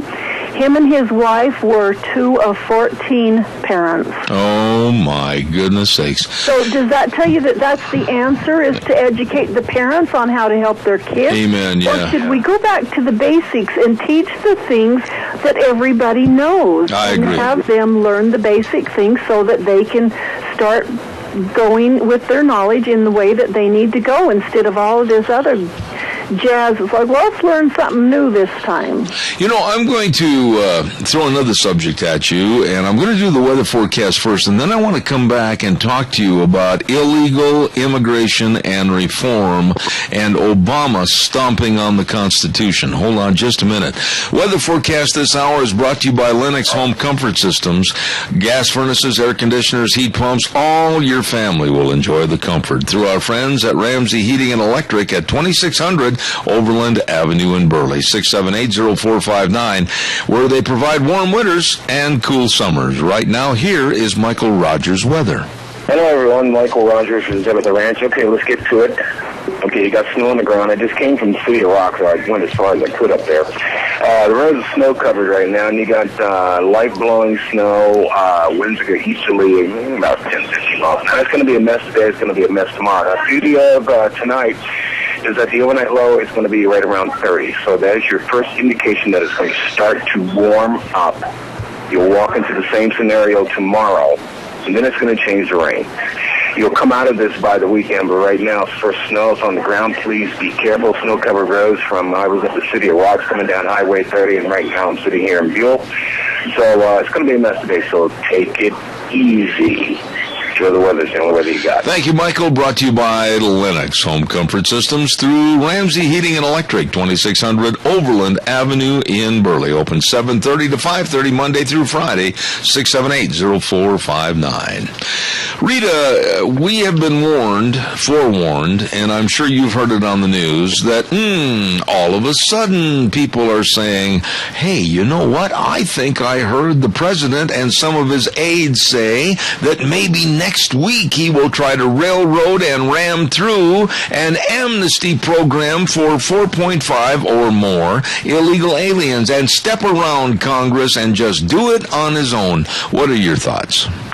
Well, he will do that. We know he will, and he will do it before he has a Congress and Senate that can override him, so he won't send it through a vote. He wants to do what he wants to do, and I'm sure there's big money in his pocket for it. The big problem is that our legislators have actually just look at the big picture, and their big picture, and most legislators is, well, yeah, we need to have all these people come in, and we're going to try to get the Hispanic vote, and we're going to try to get the Asian vote, and we're going to try to get this and that and the other. Hello, this isn't about who's going to vote. This is about whether our country survives or not. And I am totally for some type of legislation that will expedite some of these people who want to come in here and who want to come in here illegally and be part of our system. But because we have open borders, we're just inviting everyone from the world to come in here and be lawless, and they can do whatever they want. They can bring whatever they want. Even all of those little kids have brought in disease and various different things like that, and they're a ward of the state now because they don't even have family here, some of them. We need to do something, and that needs to be that we need to say, okay, we're going to expedite those who want to come in. This is what you have to do. And it's not going to take you 5 or 6 years to get through the process. You can come in here, and then you can start working on your citizenship or whatever. Or if you just want to come here and work for a time, we need to know who you are. You need to have a green card. You need to have permission to be here. And we're going to issue X amount of green cards. And if you don't have a green card, you're not working anywhere. But they will not do that. It's just like, well, let's just get the masses in here, and then they're going to have to let them stay because they mean so much to our economy and everything. And I'm saying, well, our economy is not doing so well, so why are they being so wonderful to our economy? But we've got to live by laws. We can't just have this lawlessness going on because it will take down our country. Let me ask you another subject, and I've got about 6 minutes left here. But we've talked briefly on this subject in the past. Whoops, we got a call. We'll honor that call first. Good morning, caller. You're on the air. Thanks a lot. I had a question for Mrs. Ramsey. I've contacted teaparty.org on quite a few occasions, and I've actually paid on my credit card to have a pink slip or a fax blast sent to all 535 U.S. senators and representatives. Now, my question is, how reliable is teaparty.org in getting those pink slips and those fax blasts to the U.S. senators and representatives? I'll have Rita answer that on the air, okay? Thank you. Thank you, sir. Rita, please go ahead. Actually, I think they're pretty good about doing that. I'm a member of National Write Your Congressman, and so they do basically the same thing. As they'll send a thing out, a questionnaire that asks you to fill out how you feel about that. You send it back to them, and then they put it in their big, massive things and send them. Mm-hmm. I would be interested to know if the Senate or the Congress actually look at those. But I think it's pretty good that they send them and they put that information out there for the Senate and the Congress and whoever. So, I don't feel like that your money is wasted there. I guess the big question that I have is if you could get a senator or a congressman to say, yes, I look at it, and because there are so many people that have responded that way, I take a second look and I usually vote with the majority of whichever group is, saying yes for this or no or whatever. Okay. Now, I was going to ask you about this. I have been a big negative against Mama Obama and her jumping into the fray, trying to tell students and schools and hot lunch programs how to operate and what to serve. I find her to be not qualified in the least to make any opinions, and quite frankly, the kids are hungry. One teenage girl, one senior at a high school back in the Midwest, decided to take this into her hands as a project, and she started Pack-A-Bag Day. And today is November 13th, Pack-A-Bag Day for your lunch. Take it and don't have it at the school, because she is upset that the kids are hungry, they're starving to death, they're not getting enough nutrition, and it's carrying all over the United States. A lot of kids are following suit, and I say God bless her, because I have seen the menus at various schools in Pennsylvania, Florida, Texas, etc. Rita, these kids are hungry. That's absolutely right. They are, and by doing what they're doing, they're going to get attention, and there's going to be somebody watching, and they're going to start saying, we're going to have an upheaval here if we don't start doing something, and so hopefully that will make a difference. Now, look at it this way. Are our kids not hungry for education and the various different things? Can you imagine that if we had kids in the high schools across the nation saying, we want to be taught the Constitution, we want to be taught real history, we want to learn our math and stuff so that we're ready to go to college? What kind of response that they would get from the educators or the legislators? And it has to start with some big voice, and by doing what they're doing, it's going to be heard. It's just a shame that we're not doing that all over about other issues that are equally as important. No, I totally agree with what you just said, and I want you to, we got about a minute and a half left, elaborate on that a little bit. As a matter of fact, I personally have said many, many times that I want the Constitution taught in the schools. I want our history taught in the schools. I want the values of what our forefathers did for you and I taught in the schools. And I think it shouldn't be a question, it should be a demand. Well, it absolutely should, and the thing that's happened is that with the national standards and everything that they have, they're going to start edging out any of this kind of stuff, and basically it's like, well, we've got to get with the times. We've got to teach kids how to learn how to read manuals so that they know how to put things together, and and this type of thing, instead of just learning the old basic stuff. And oh, by the way, if you can read and you know history, you can learn to read a manual so that you can do it. But they're basically just trying to ace out everything, and they're just trying to manage the educators the way that they want to do it. They'll take the kids who are the real, I call them the geeky kids, and I've got a grandson who's a geeky kid, and he's just a little scientist man, and he loves that, and he just goes like crazy. They're going to try to take them, and they'll try to push them along, but they're not really leaving a spot for them. And then the kids who really need extra help, there's not going to be a place for them. We're going to have all of these in the middle, and we're going to try to push them along, but oh darn, we can't reach the standards that we have to, so we'll lower their standards again. There just isn't any kind of a happy medium there, because kids are not all in the same shape. You've got tons and tons of different kids needing different needs, and they should be able to have those things that they need to do what they need to do individually. And if you're working on a local basis, you can see that there's certain kids that need special help here, and so let's pull them in and give them the special help they need. And there's these kids that are just running like crazy.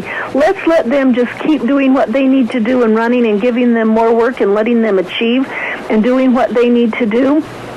And the ones who are just kind of going down the mainstream, let them just all push along together. But unless you have stuff locally, and when your local people say, oh, they're not even teaching history in the schools anymore. This is one thing that's going to boggle your mind, and I think I've mentioned it to you before, is the Common Core thing will eventually, it may not be this year, but it will in the next few years, there will be no times tables taught in the grade schools. Oh, my. How many times a day do you use your times tables? Oh, at least, without exaggeration, in my business, probably, 20, 25 times. Okay, in your business you use it, but what about the person who's going to go to the place and buy gas for his vehicle, and he sees it's X amount of dollars, and I have X amount, how much is this going to cost me? Yeah. I mean, we just use it all the time. So look at the disadvantage that we are issuing to these young kids by not learning this type of stuff that is so basic. You and I learned it in 2nd and 3rd grade. I got to run, but I want you to quickly tell us next Tea Party meeting, when? We have Tea Party meeting tonight at 7 o'clock at the City of Burley. We're going to have a video there, and I would like to invite everyone to come out. You need to get involved in some of the stuff that's going on in our community regarding political stuff. Rita Ramsey, thank you so much. Okay, thank you. Bye, Zep. Have a great day. Thank you. Lovely lady right there. Boy, when that phone went down, woo, my ear bubbles popped right out of my head. Oh, my. Look outside. Kind of a cloudy, snowy day. Good morning, everybody. And if you're hungry like I am right now and starving to death, I know some great places to go for lunch. Listen, let's take a little tour, shall we? How about Taco Bandito? 2301 Overland in Burley. Yeah, 2301 Overland in Burley. Pumpkin empanadas. Oh, treat yourself. You deserve it. Have a southern baked burrito, either soft shell or grilled shell, either chicken or steak, made just the way Kip knows how. Or maybe have a chimichanga or a Bandito burger and then a pumpkin empanada. You're going to love Taco Bandito, 2301 Overland in Burley. And burgers, etc. Two locations, 124 South Oneida in Rupert and 700 North Overland in Burley. And they've got a great big November special, hamburgers for only 99 cents and cheese for an extra 30 cents. Oh, you better stop in today. And soup every Monday through Friday, a different variety every day for the cold weather. You're gonna love both locations in Rupert and Burley of burgers, etc. Let's go over to Steve-O's. 290 South, 600 West of Hayburn. Food made the way you like it. Absolutely. Try Steve-O's nacho fries. Ooh, topped with cheese and jalapenos. And, of course, don't forget, I love the steak sandwich. Absolutely. And the pork chops with salad and choice of potatoes. Oh, my. And the greatest French fries you ever sunk your grinners into. Right there at Steve-O's. 290 South, 600 West of Hayburn. As I said, food made the way you like it. And Duck Uglies, 163 West Highway 30 in Burley, right next to Berry Equipment and Rental. Oh, Oh my, they've got ribeye steaks. Oh, they've got New York steak, shrimp, salmon, battered cod, you better believe it, and all kinds of sandwiches served on pita bread. I love the Philly steak. I love the Philly steak. You will too. You better stop in to Duck Uglies. It is kid and family friendly in a non-smoking environment. Duck Uglies, 163 West Highway 30 in Burley. And last but not least, I'm drooling. I'm so hungry. The AC Drive-In, 601 East Main in Burley. Oh, with the ranch burgers and the famous Farmer Brown burgers and the 3-piece fish and chips with small fry, only $7 1/4, and all the different flavors of milkshakes. You think of one and they'll make it for you. I'm telling you, they are great. It's 601 East Main in Burley. And don't forget, of course, I mentioned the fish and the combo meals, any burger with fries and drink. It's all there at the AC Drive-In, ready for you. Great places to go when you're hungry and starving to death. I am. Right now, we're going to take a little break, and then we're going to come back, and we've got a whole bunch of people coming on this next hour. We've got the Cassia County School Days, Nick Greenwell from Burley Physical Rehabilitation, and then, of course, at 10:30, Jack Euler, and a tribute to a great man, Grant Gerber. A lot of stuff coming up this next hour. I'll see you back in 6. Oh my, here we go on a Thursday, hour number 3. Zeb at the Ranch. I'm Zeb Bell. Good morning. And of course, don't forget, our program brought to you by our major sponsor, your Magic Valley Les Schwab Tire Centers. All 7 locations serving you, along with some of our great advertisers, Lee's Furniture, Floors, and more. We'll talk to them in just a minute at 459 Overland in Burley, and our friends at Ramsey Heating and Electric at 2600 Overland Avenue in Burley. Real quick, before we take our call over to Lee's Furniture, we want to remind you about the Chadwick Sports Grill. Oh, my goodness, listen to this special for today. Grilled chicken breast stuffed with mushrooms and bacon and cheese, along with your choice of potato, vegetables, and soup. Oh, my goodness, or salad. It's going to be and is delicious at the Chadwick Sports Grill, 139 West Main in Burley. Great menu, great people at the Chadwick. You stop in today. All right, folks, let's head on down. That's to Lee's Furniture, Floors, and more at 459 Overland in Burley, and I've learned my lesson. I'm not even going to pretend I know who's on the other end of the phone. Zeb, you get Jeff today on this beautiful wintry day. Well, Jeffrey, by the way, may I start off by saying you have some very, very polite people that work for you at Lee's, and the people that brought my chair back, thank you, very nice people. Well, that's very kind of you. Thank you. And Zeb, on that note, we'd like to invite everyone to come in and visit with our staff. We do have a number of specials right now, and for those that are listening, this might be a great opportunity. We have just received several new shipments, Zeb, of recliners and reclining sofas. Just to highlight a few of them, we have right now specials where you can buy a pair of reclining chairs. This is for both chairs. Regular price each chair is $8.98. You can get 2 chairs, so basically buy one, get one free for $8.98. I have some that are $7.98 and some that are $6.98. This is for both chairs, Zeb. So anyway, great opportunity. We do have also, in addition to that, we have our Sofa Love sets beginning at $699 for both pieces. Sofas beginning at $399, Zeb. And again, this is not just 1 or 2 sofas. These are many, many sofas that fit that special. And we have reclining sofas and love seats. We have sectionals. We have big men's chairs, ladies' chairs, chair for everyone in between, lift chairs, glider rockers, the whole works. So we've got a great selection. Absolutely. And then when they tippy-toe out of bed in the morning and their little toesies hit that cold floor, they're going to wish that they had talked to you about the carpet. I would think so, yes. In fact, we've just received a number of new roll specials as well in stock. So, Zeb, just to remind everyone out there, we have roll specials, which means these are the large rolls that we've ordered in, discounted prices. For those that are considering redoing their flooring in time for the holidays, we would urge them to hurry in. There is still time that we can get it installed. We do free measurements, so if a customer comes in here to the store, we can take their estimates. We can give them a price for the carpet, the pad installation available. With all these special pricing, we have time that we can quickly get that installed. We also have remnants if you're just wanting to do a guest bedroom, you're expecting company, something like that. And Zeb, speaking of the holidays, I do not want to forget, in addition to our floor covering, we know that there's a lot of people that are expecting company for the holidays. We've just received a number of new dining room sets for Thanksgiving. And so for those that are contemplating, I urge you to hurry in. We have a great selection right now. They're all on sale. These are wonderful dining room sets in various styles and colors, sizes. And so for those that hurry in, you can take advantage of these same great discounts on those as well. Now, Jeff, what are your hours? I mean, so people know when they can get off work, possibly, and run over. We are open, Zeb, from 9 a.m. until 6 p.m., Monday through Friday. We're also open all day on Saturday from 10 until 5 o'clock. We always have great staff here that are willing to answer questions, help out. For those that would like to make a special purchase before Christmas, we would urge them to hurry in. There is still time, but time is short. So please come on in and take advantage of these great specials, because this is a great opportunity to get the best savings of the year.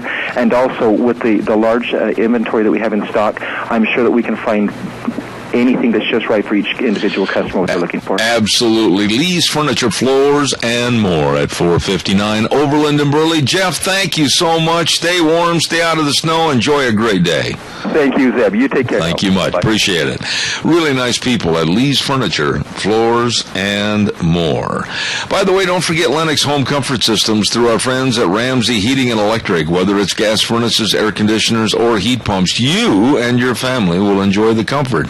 Call Ramsey's at 678-0459, and you'll understand why Ramsey's provides warm winters and cool summers. Ramsey Heating and Electric, 2600 Overland Avenue in Burley.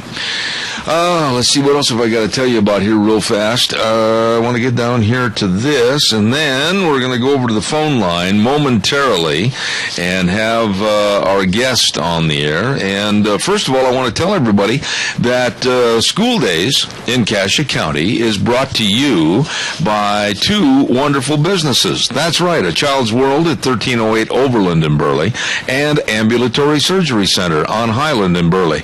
At A Child's World, they've got brand new baby outfits in, and they've got just a lot of holiday dresses arriving, and they've got new games and toys, and they've all got the great stocking stuffers right there at A Child's World. Very, very competitive prices. Shop locally, save money at A Child's World, 1308 Overland in Burley. And Ambulatory Surgery Center. If you are going to finally sit down and admit to yourself you better take time for that needed surgery, why don't you call Ambulatory Surgery Center? That's right, at 677-8888. 677-8888 at 1344 Highland in Burley. Cataract and eye surgery, carpal tunnel surgery, life-saving colonoscopies, right across from the hospital on Highland, Ambulatory Surgery Center. You call them today, 677-8888. And along with The Child's World, sponsoring School Days in Cassia County. And with us on the phone right now is a Declo High School teacher, Janet Cole, and she is the business teacher over at Declo, teaching everybody to be Donald Trump. Here she is. Good morning, Janet Cole. Good morning, Mr. Bell. Thank you for allowing me to be a guest on your show. Oh, I tell you what, just call me Zeb. You make me feel older than I really am. And, Janet, what about business and high school kids? Do they really realize how valuable your teaching is and will be for them in the future? Well, I hope so. I know that my own children all participated in BPA, and they tell me every day how grateful they are and how they are using the skills that they learned at BPA to do a better job in the business world now. Now, when you say BPA, for those out in the audience that don't understand what it is or have never heard that phrase before, what does it mean and what does it do for our students? Business Professionals of America, also known as BPA, is a club that helps students develop job skills, essentially. BPA students have the opportunity to participate in over 60 events that include things such as global marketing, small business management, document preparation, interview skills, prepared speech, computer programming, graphic design, and video creation, just to name a few. Oh, my goodness. So I would imagine, Janet, that there are changes going on almost every month, every year. You really got to keep up on a lot of things, don't you?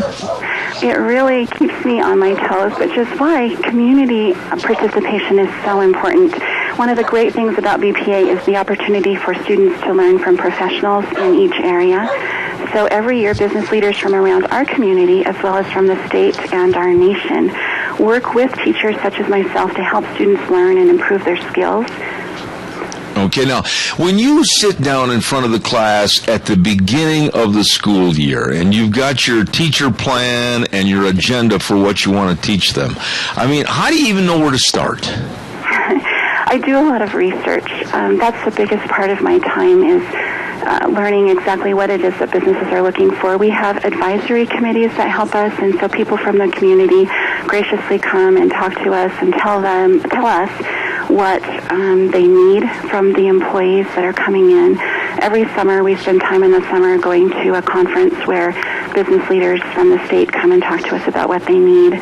I do research over the internet to find out what new techniques are out there, what's being done in business, and then, of course, I have to learn how to teach my students to do those things. And sometimes we learn together, which is also great. I love it when my kids can teach me something as well. Let me ask you this now, Janet. I'm really fussy. I'm a fussy old fuddy-duddy guy. But I believe in kids, when they go out for a job application, that they should be dressed to the nines. They should look nice. They should look appropriate. They should have the proper speech and grammar. And you would not believe some of the people that have come into my office applying for a job and how they're dressed. What is the matter with these people? I talk to my kids about that every day. In fact, if they hear this, they're laughing because we talk about that. I have no idea. I can't imagine why people don't take more care with their appearance. But that is one of the great things about BPA is that students actually have the opportunity. They have to dress professionally. Everything that they do, they have to be dressed professionally. We practice speaking professionally, behaving in a professional manner. Their documents need to be professionally done. And so it gives us as teachers an opportunity to say it really does matter if you proofread your work. It really does matter what you look like. It really does matter how you're dressed and how you speak. And so I'm grateful as a teacher for organizations like Business Professionals of America because it gives more validity to what it is I'm trying to teach my students. You know, Janet, not to beleaguer this point, but I'm glad to hear you say what you said. But I have found as an employer that's had people coming through the door applying for a job as a sales rep with me and everything, not only their dress, but their speech, their personality, their hygiene. I mean, they're representing my company if they get the job. And they seem to have this attitude, many do, oh, well, I'm expressing myself. I'm an individual. And they come in with their pants hanging down to their knees and everything. Well, you're going to be an individual on your own time because I'm not going to hire anybody like that. And that's exactly the great thing. Let me tell you, we have a competition coming up, and it's this coming Monday.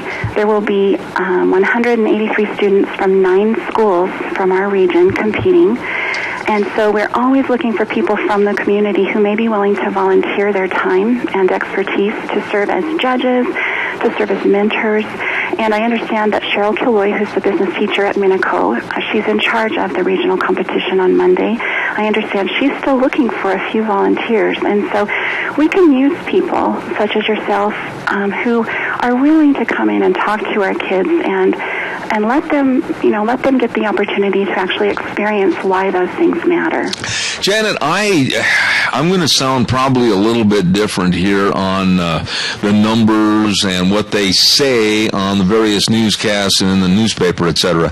I honestly believe that there are jobs available for people that will develop the qualifications and have the personality and the dress standards to go out into the world and say, hello, here I am. I can do the job for you, Mr. Employer. Here are my attributes. I honestly think that there are jobs available. I would agree with you. And this is what I'm trying to teach my students, that if you are an excellent employee, you will have a job, and you can find a job. And the difference is your attitude. The difference is your behavior. The difference is sometimes how you dress. It's how you present yourself. And so that is what I am trying every day to get across to my students, that the little things matter as well as the big things. Now, let me ask you this, though. Do you still have students in your classes that rebel against common sense and the way the employers are looking at things and still want to be their own person and say, well, they'll take me the way I am? Do you have a lot of rebellion, or is that kind of weeded out? Well, I feel like I'm really fortunate to teach at Deckel High School. I have excellent students, and I think sometimes students might start out that way, but I think as we build a relationship, I think sometimes they begin to understand. I don't find as much of a rebellion here at Declo. I'm not sure what other teachers are experiencing in other areas. And I guess I tell my kids there are jobs out there, I guess, for people who refuse to do what they're asked to do, but I don't know of many jobs like that. They're going to be much more successful if they understand that employers have to have people who help them bring customers to their business. Absolutely. Janet, one of the things, and I don't know if you teach this or not, and maybe it's so petty I shouldn't bring it up, but one of the things that gripes me about young people and young hireds at any business, if they're working in retail, there's a lot of opportunity. If the boss likes what you're doing, you got a great personality, and people like you, and people come back to the store, and they're happy to be around you, you probably will have a chance to go up the corporate ladder. But when they're at the cashier and they can't count change back to the customer and they just dump it in their hands, those are the kind of employees that I would weed out and let go. Well, you talk about that. It's so interesting to hear you say all of these things, because these are things I talk to my students about every day in class, that it does matter, and that what you practice is what you tend to do when you're not thinking about other things. And so you have to practice those things and behave in a professional manner all the time. And you have to make yourself not be lazy. You have to be self-motivated to become better. And you have to ask yourself every day what I can do better in my job. I'll give you, for instance, I walked into a retail store not long ago up in Boise, and my son and I and my wife and all of us were together, and the girl at the checkout stand, I had grabbed the wrong item, and there was another item almost similar for a sale price, and she looked at me and she said, "Sir, you stand right there. I'll go get it for you." And conversely, in the Twin Falls area, a week later, the girl looked at me and she said, "I'm sorry, that's the wrong one. You'll have to go back and get the other." So guess where I'm going to shop for items in the future? Yes, that is so. It's interesting to hear you say that. Those are all the things that I talk to my students about. Sometimes going the extra mile makes such a difference to whether or not that customer will come back to your store.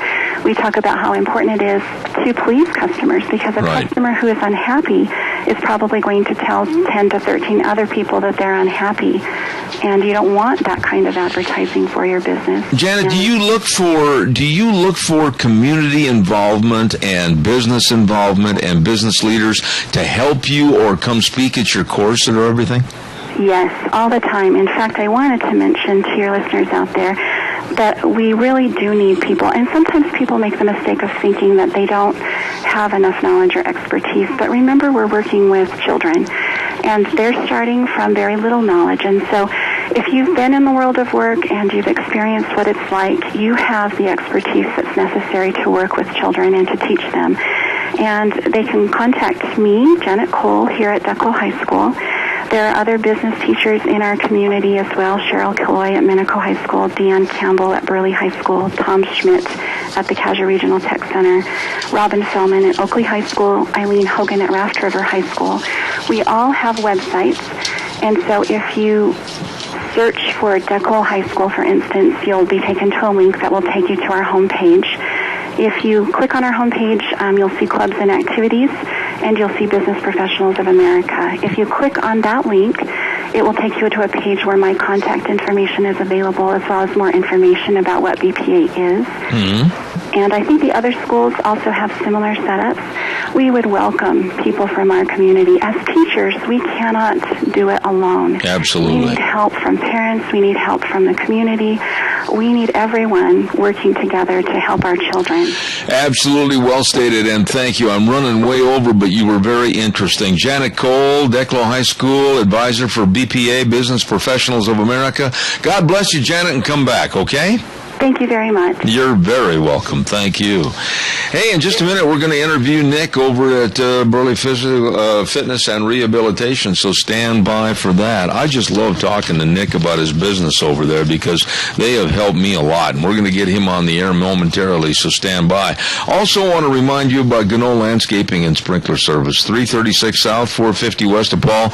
You know, in this wind the last couple of days, there's been a whole bunch of shaking going on, and a lot of limbs have broke off and everything, and you're probably saying, holy smokes, we better prune those trees and get those things all put the way they should be. Well, let me tell you, you give them a call at 438-2485, 438-2485, and they'll be there. If you got old stumps sticking out of the ground, they'll get those out. I'm telling you what, your trees will be properly pruned. All you have to do is call Gano Landscaping and Sprinkler Service, 438-2485. On the phone with me right now is a guy that absolutely makes you feel better, along with his very, very competent staff at Burley Physical Therapy and Rehabilitation at 1263 Bennett Avenue, Suite 2 in Burley, and the number to call, 678-1191. That's Nick Greenwell. Nick, how are you this morning? I am doing very well, Zeb. How are you? Well, you know, I better leave football out of the conversation, had I not? Oh, my goodness, yes, yes. No, we had a great year. It was a lot of fun, and we always want to go a little farther, but good group of kids, had a lot of fun. It was a good season. All right. Now, a lot of folks, whether they're football players in high school or whether they're old people like me that get aches and pains, maybe some surgery or whatever, you can help a lot of people to get back to feeling like themselves. Tell us about some of the services over there. You know, we have a pretty broad spectrum and scope of practice as physical therapists. In our little outpatient facility here, we do a pretty good variety of things. You know, being in a small town, you kind of see what walks in the door, and you don't necessarily specialize in one particular thing. We do a lot of orthopedic work here. We work very closely with all three of the local orthopedic surgeons, as well as a lot in the Magic Valley and some of the surrounding areas. So we do a lot of post-operative care for things like total hip replacements, total knee replacements, rotator cuff repairs, back surgeries, things like that. Mm-hmm. But we also do a lot of pre-op work too, things to try and prevent surgery or, you know, sprains and strains and arthritis and things like that. We've talked about the pool before. We do a lot of aquatic therapy here to kind of minimize weight bearing and kind of speed the process of healing up and decompress joints, things like that, maybe disc herniations. We do some pediatric work. I just hired a new therapist by the name of Jordan Anderson. He's a Declo boy, and he did some continuing training in pediatrics. So we're seeing quite a few kids at this point. Right. And like I say, a variety of other things from neurologic conditions to a little bit of wound care. And of course, we like to get out on the basketball court and the football field and do some sports medicine as well. So we travel around the communities here and try and help those kids out when they get banged up and back onto the court or the football field or wherever. Nick, let me ask you this, just to kind of give us a scenario as to how it works. Let's say that somebody like myself has surgery on their leg and they get out of the hospital, and do you work with the doctor and the staff and find out what happened and go through all the records and then come up with a series of exercises that are going to best retune those muscles and get those ligaments and everything back in action? Yeah, that's exactly how it works. We've been in practice here for upwards of 17 years, and so we have a very good working relationship with all of the local and Magic Valley type providers. And so we usually get a referral in from the doctor's office, requesting therapy, and once the patient gets signed up, we get access to all of their medical records, MRIs, X-rays, post-operative reports, whatever, and based on the doctor's orders and what that past medical history might show, and then once we get our initial exam completed, we sit down with the patient and try and put together an individualized treatment program to help speed their recovery along and maximize their outcomes. And we set goals with the patient. It might be for Grandpa to be able to get out and play with his grandkids again, or it might be for a young man or woman to get back out on the football field and finish the season. Absolutely. Everything in between. Absolutely.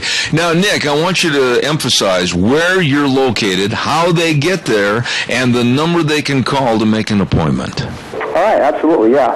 We're in Burley here, and we are near the hospital. Sometimes it's a little bit tricky to find. So we are at 1263 Bennett, Suite 2. It's a gray medical office building. Kind of sits right behind Dr. Crane's office, the orthopedic surgeon. And Bennett Avenue is between the old Stinker station there and Keith's Clean Cars, the old car lot there. Mm-hmm. So if you turn down Bennett and just sneak right around back of that building, you'll see a great big stone sign out front. This is Burley Physical Therapy. And our telephone number is area code 208-678-1191. Let me tell you something, folks. I'm personally very much happy with the results and happy with the way things are going on my leg, thanks to these folks. All the staff at Burley Physical Therapy and Rehabilitation, led by my friend Nick Greenwell. Excellent people serving you, helping you to get back to being you. Nick, thanks so much. God bless you, and I'll have you back in the future. Hey, thanks, Zeb. I appreciate it. All right, sir. Thank you much. Burley Physical Therapy and Rehabilitation. Now we're going to send it back over to our main studios. We'll be right back. And now back to Zeb at the Ranch on AM 1230 KBAR. To reach Zeb, call 436-2244 or toll free 1-866-927-4587. And now, here is Zeb Bell. Real quick before we get our guest on the program, don't forget Snyder's Surplus. Not just army and hunting supplies. No, they've got everything. Something for everybody. I don't care if it's furniture, like couches, chairs, filing cabinets. Everything. They've got the bunk beds, the combat boots. They've got blankets. They've got knives. They've got everything. Brand new store. Brand new merchandise. 112 South, 200 West of Rupert. Nice people. Snyder's Surplus. You stop in and see them today. Ladies and gentlemen, not too many days ago, this man that's in the studio and myself lost a very dear friend. And it just kind of proved to us that, life is so fleeting and life is so short. And those that really serve the general public and try to help others are sorely missed with their passing. And that's exactly what happened with the passing of Grant Gerber from Elko, Nevada. He was a lawyer. He was an activist. He was a great man to help livestock and ranching, and he knew all about the sage grouse issue. He was a man that really got involved. And there's another man just like him in my studio that attended the funeral for Grant Gerber, and that's Jack Euler. And Jack has done so much to help so many people on the wolf issue, etc. And when they're gone, what are we going to do? Who's going to step up to the plate? And who's going to say, it's my turn? Jack, how do you think about that?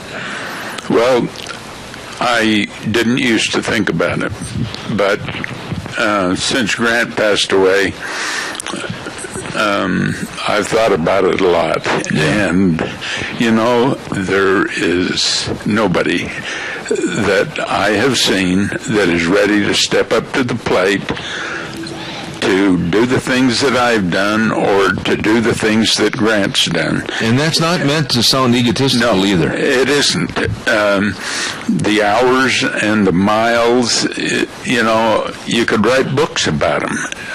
The places you've gone, the hours you have spent, the things that the goals that you're after. Yeah.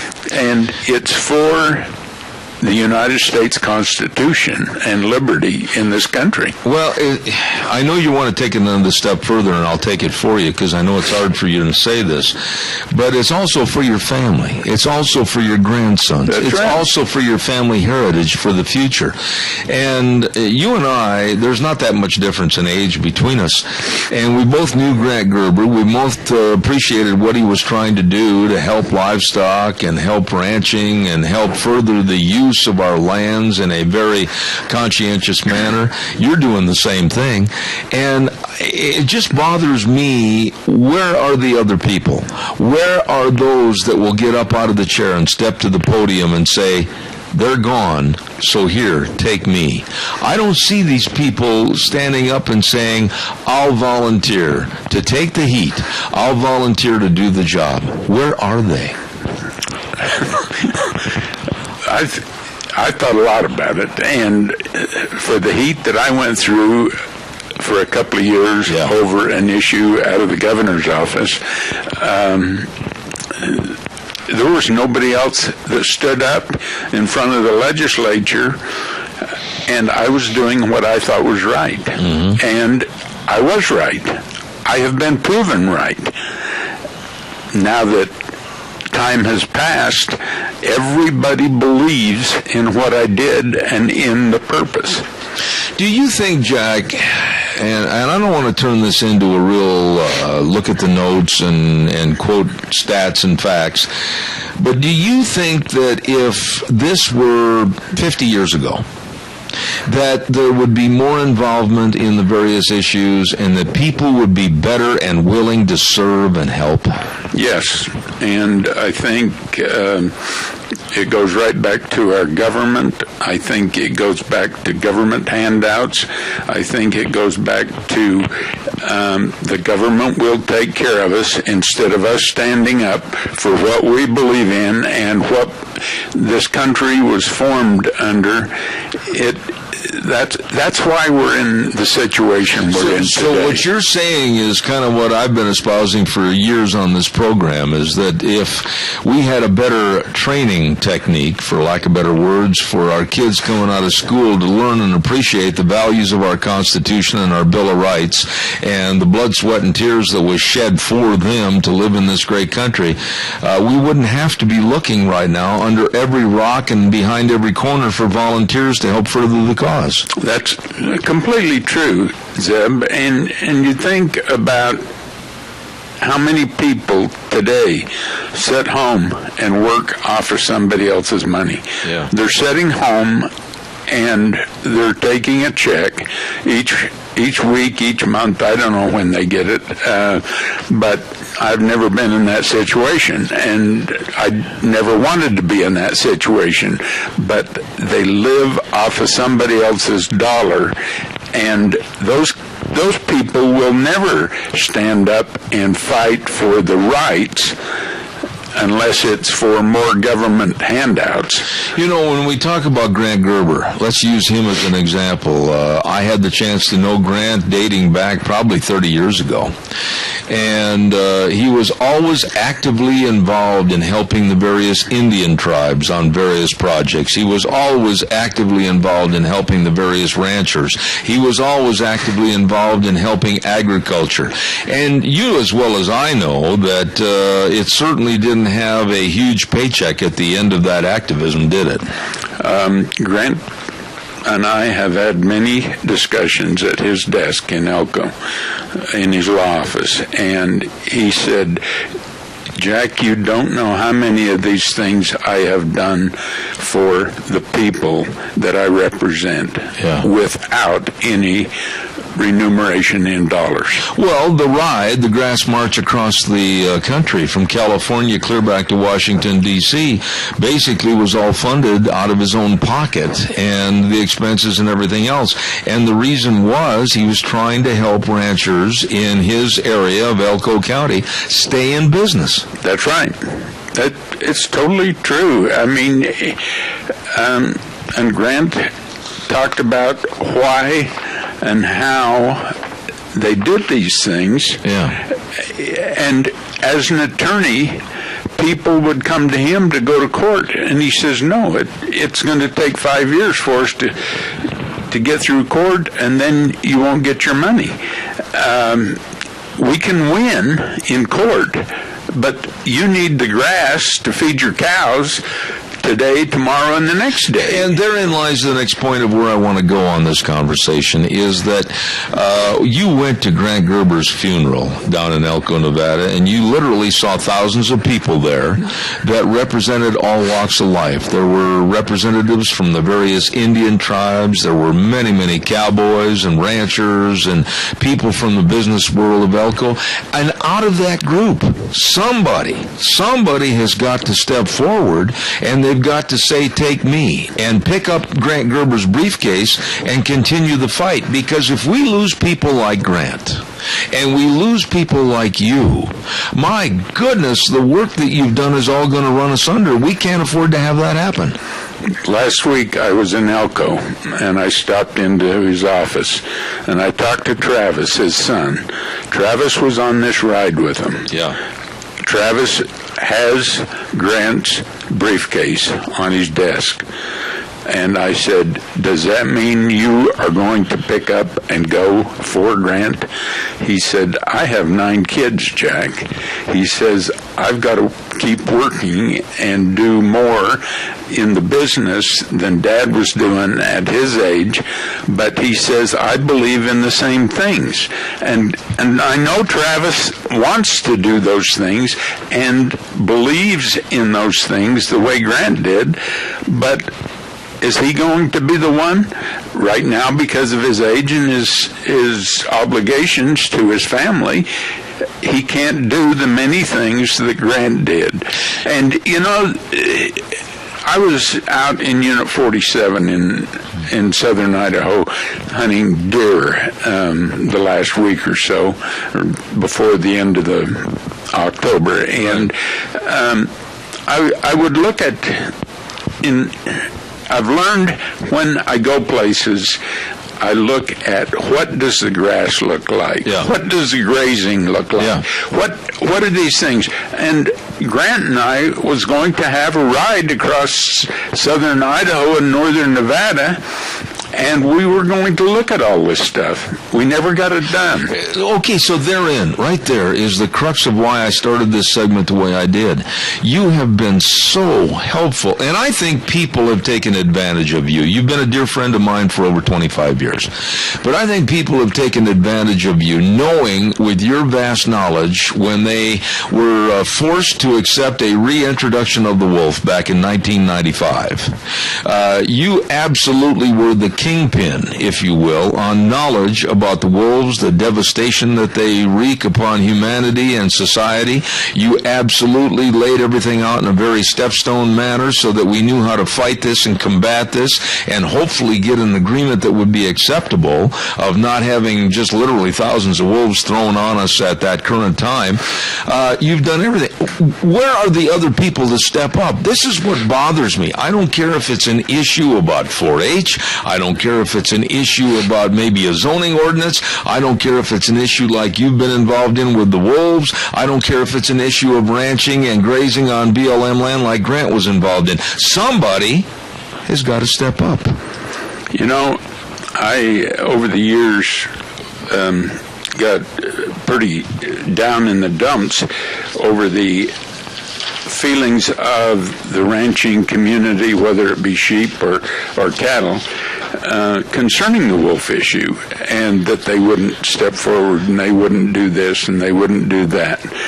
And I have the same feelings, and I don't know. I don't have the answer to these questions. Who is going to get on the horse and ride? And when I say who's going to get on the horse and ride and take the reins, I don't see anybody out there, Zeb, and there's going to be a big loss to a lot of people, because when I walked out of that funeral in Elko, Gandhi Grant Gerber's horse is tied to the wagon out front that is carrying Grant Gerber's body to the cemetery with the 2 mules that went to Washington, D.C.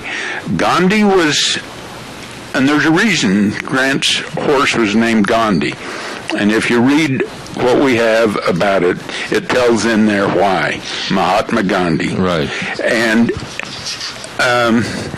the salt issue in India. But here's Grant's horse with the saddle and nobody in the saddle. Right. I don't see anybody to get in the saddle and go down the road. So what do? I mean, we get on this radio program, and you've been here probably as a guest more than not. I mean, more times than not over other folks. And we've implored people to get involved. I know that Rita Ramsey implores people to get involved on her segment, to get involved in the Tea Party. And I'm not condemning people. I know they lead busy lives. I know that there is so much more today going on than possibly before. But, we need individuals to say, if not him, then it better be me.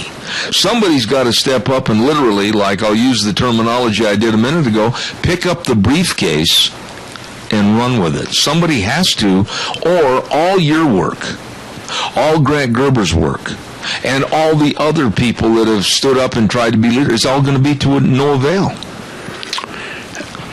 And I agree with that.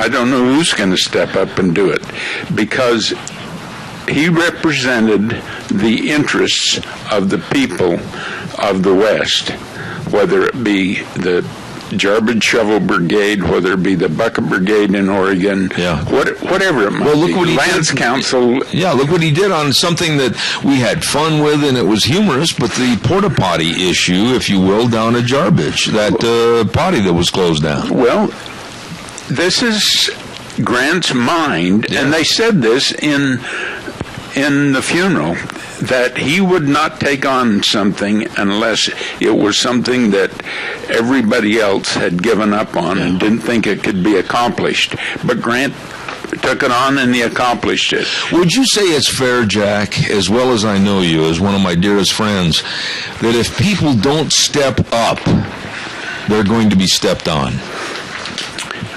Completely. And if you read the New Range magazine, it tells you just how you're going to be stepped on and how you're being stepped on today. Well, we need leaders to fight the EPA. I mean, the insidious movements that they've got trying to take over every little puddle of water on our property. We need people to help fight what's going on with the enviros and the extreme enviros. We need people to step up and fight against the extreme animal rights activists that are trying to shut everything down. The list goes on and on. I'm 67. I'm old. You're older than I am, and you know what? We've served our time, so to speak, but we need other people stepping forward. Well, I agree. But I don't have the answer to who it might be. I have no clue as to who would do the things that I have done on the wolf issue, because I have been in almost every western state in the United States on the wolf issue and talked to different groups and I've been invited there, and, if I had the cattlemen's associations in those states, I've been there, I've talked to them. I know if I had a nickel for all these miles that I've driven, I wouldn't be driving anymore. Well, and the fire's still there, but let's face it, I mean, there's a time you have to slow down. And somebody else needs to have that fire in the belly, basically, to jump up and slam their fist down on the podium and say, wait a minute, I'm going to step up and say the same things that Jack Euler and Grant Gerber did, and I'm going to learn what they were learning, and I'm going to fight back.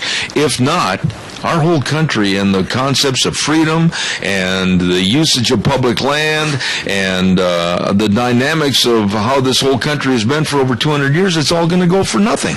Grant and I sat at his desk many times, and we talked about the court systems or the things that he did the way he did it.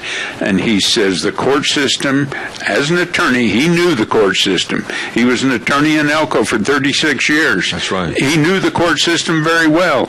But he would tell these ranchers, he would tell the Indian tribes that, you know, it's going to take us a long time to get through court. Yes, we can win, but when we win, are we winning anything? It's just like the rancher that went to the United States Supreme Court from Nevada. What was his name? He's passed away. Wayne Hage. Yeah, Hage. And he won in the United States Supreme Court. That's right. But he has not realized one penny. That's right.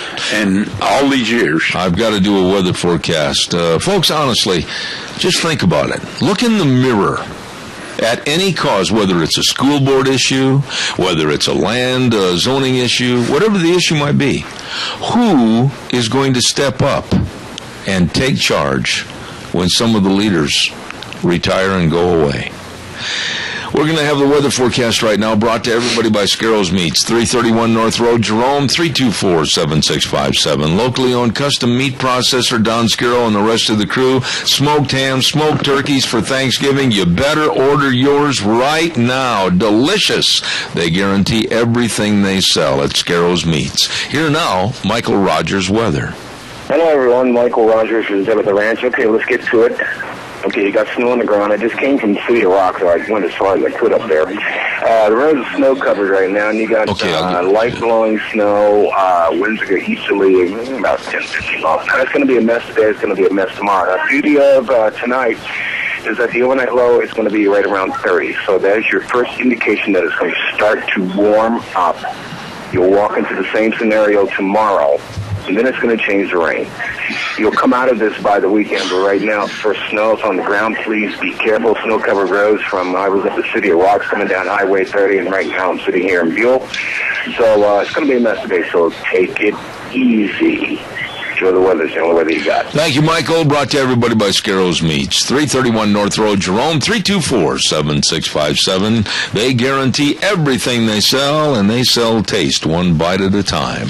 Real fast, and we're going to wrap things up with Jack, and he's got a special quotation he wants to give us momentarily. Want to remind you about all the winter driving. Today, it's going to be nasty out there, and make sure you stop into your Magic Valley Les Schwab Tire Centers, all 7 locations. They've got all the traction tires, all the tire chains, all the pin for studs tires. They've got it all for you, along with the best in brake service, front end alignment, shocks and struts, and batteries. And need a good battery? They've got the best. Stop in and see Lane and Rupert, Dave on Blue Lakes and Twin, Mike and Buell, Mike and Jerome, the Twist family in Paul, John on Poline in Twin Falls, and Randy on Overland and Burley. The best. Your Magic Valley Les Schwab Tire Centers. Jack, we got about 3 minutes left. What about that quote that you wanted to read from the funeral of Grant Gerber?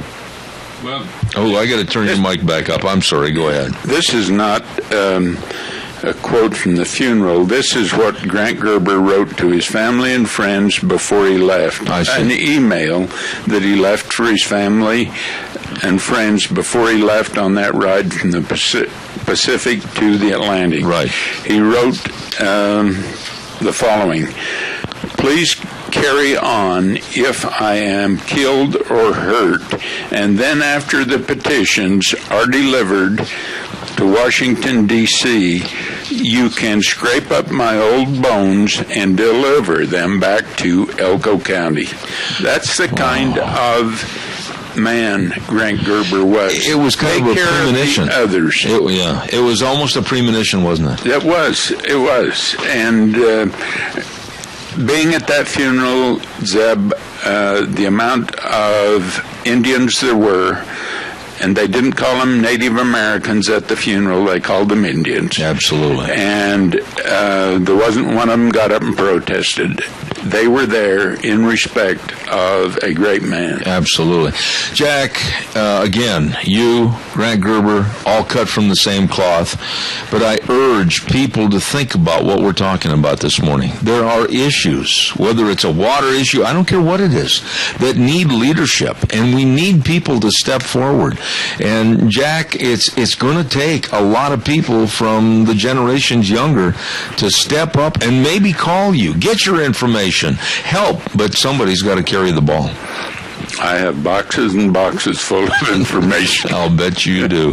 My friend, I understand that you have to go to Elko, and I'm not asking, I'm demanding that you drive carefully, my friend. Thank you. I will. Thank you. You mean a lot to us and our family, and the very best. Thank you, Jack. Thank you. Ladies and gentlemen, that's Jack Euler, and they just do not come any better than that man, and I wish him well. Next week on the program, got a lot of great guests planned. We're going to even have a couple of special humorous segments next week to lighten things up a little bit, so stay tuned. Zeb at the Ranch right here, 806 to 11, K-Bar 1230, streaming live on the net, zebbell.com. The way things were are the way things ought to be. We'll see you Monday.